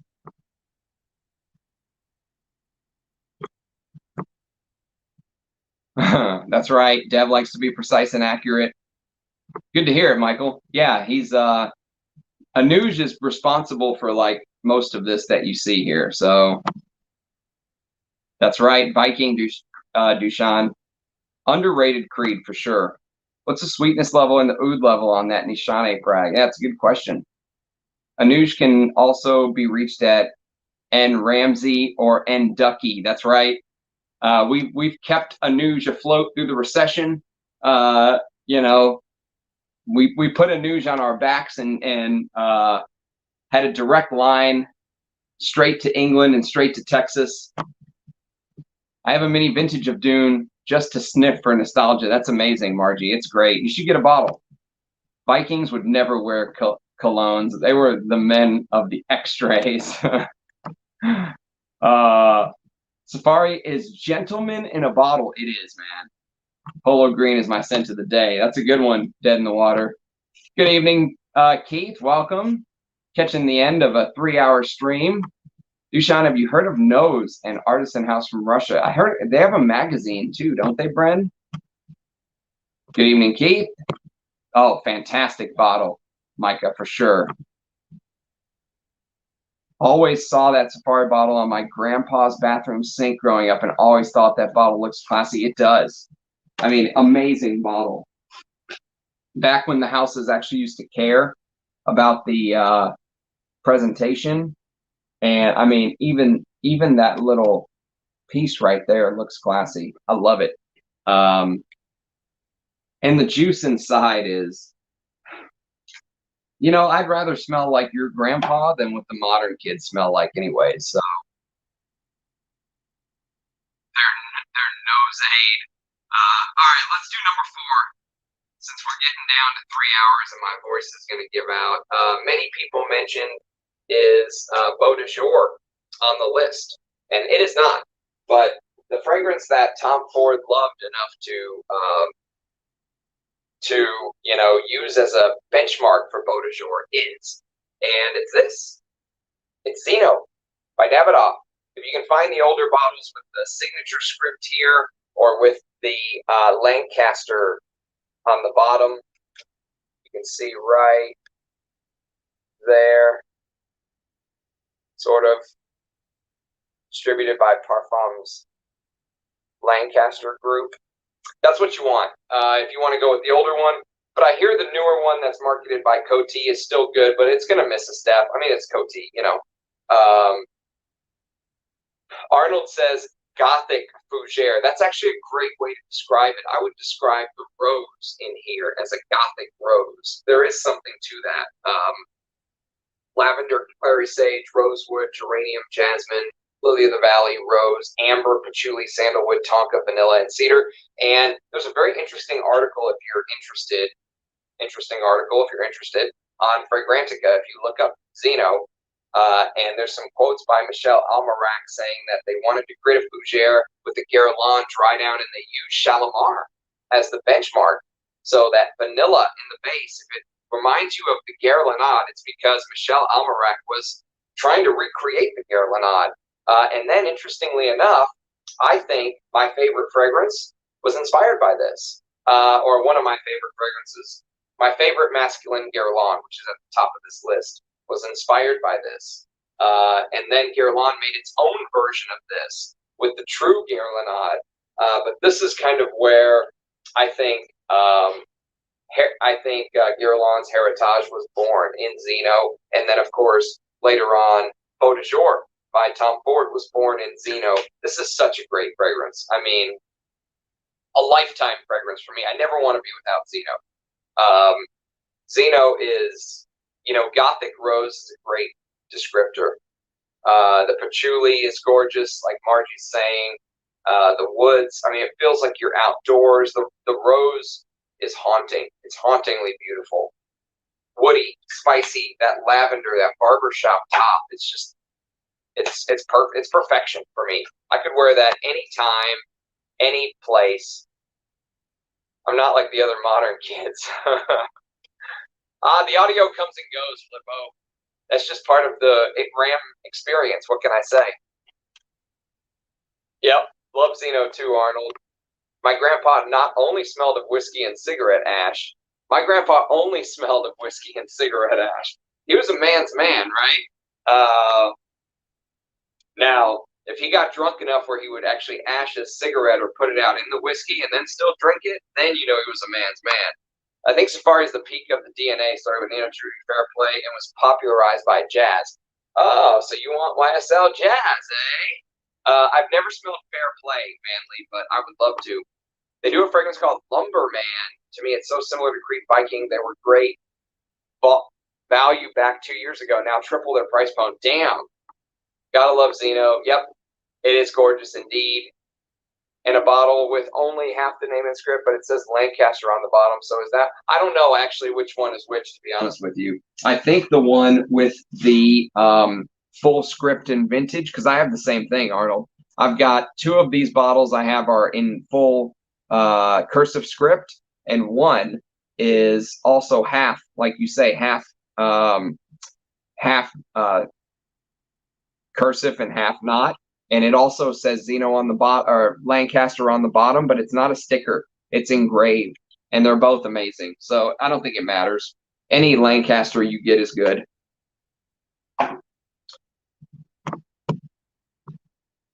All right, 3 left. Can you guys guess the top 3? We've already kind of thrown a couple of them out, but can you guess the order? So number 3 is the Great, one of my favorite boozy fragrances of all time, and Anuj actually found me a mini of this recently. So I want to do a comparison video, but I want a full damn bottle. I want an EDP full bottle of this. This is Escada Pour Homme.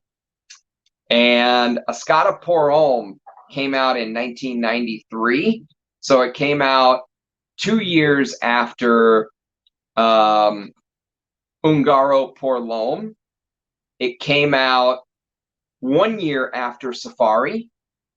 And Escada Pour Homme takes that DNA, lavender, geranium, tonka, vanilla, patchouli, that DNA that's kind of created, and it adds this cognac note. One of my favorite cognac fragrances right here, along with Roja's Enigma, Parfum, and Amouage Overture Man. And this is all the juice I have of the EDT. Anuj very amazingly found me a mini of the Eau de Parfum, so I'm going to do a comparison video one day. But I want a full bottle of the Eau de Parfum one day. It's high on my wish list because I love this stuff. And as you can see, remember I showed you the little wood gem on the top of the bottle of Safari? Look what Escada did. They did their own little gem. So there was definitely some borrowing. I mean, look at the bottle and the color of the juice, and you know it looks like they kind of borrowed from each other, or Escada borrowed from Safari for sure. But God, that lavender, pimento gives little hints of Patu Pour Homme, and there's cardamom and nutmeg in here, and it's just amazing. Cinnamon, carnation, musk. I love Escada Pour Homme. It's one of my all-time favorites to wear. And so the EDP is high on my wish list, but the good news is a comparison video will be coming very soon. So, and thanks to Anuj for finding me this little beautiful Eau de Parfum mini.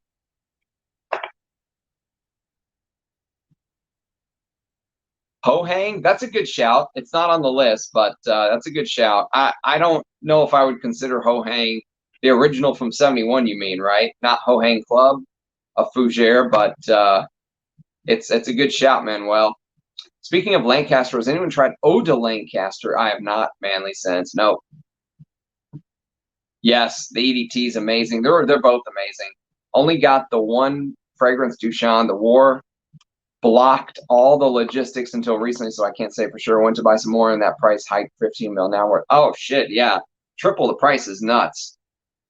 So Escada Pour Homme comes in at number 3. Number 2, can you guess the final 2? They've both been mentioned.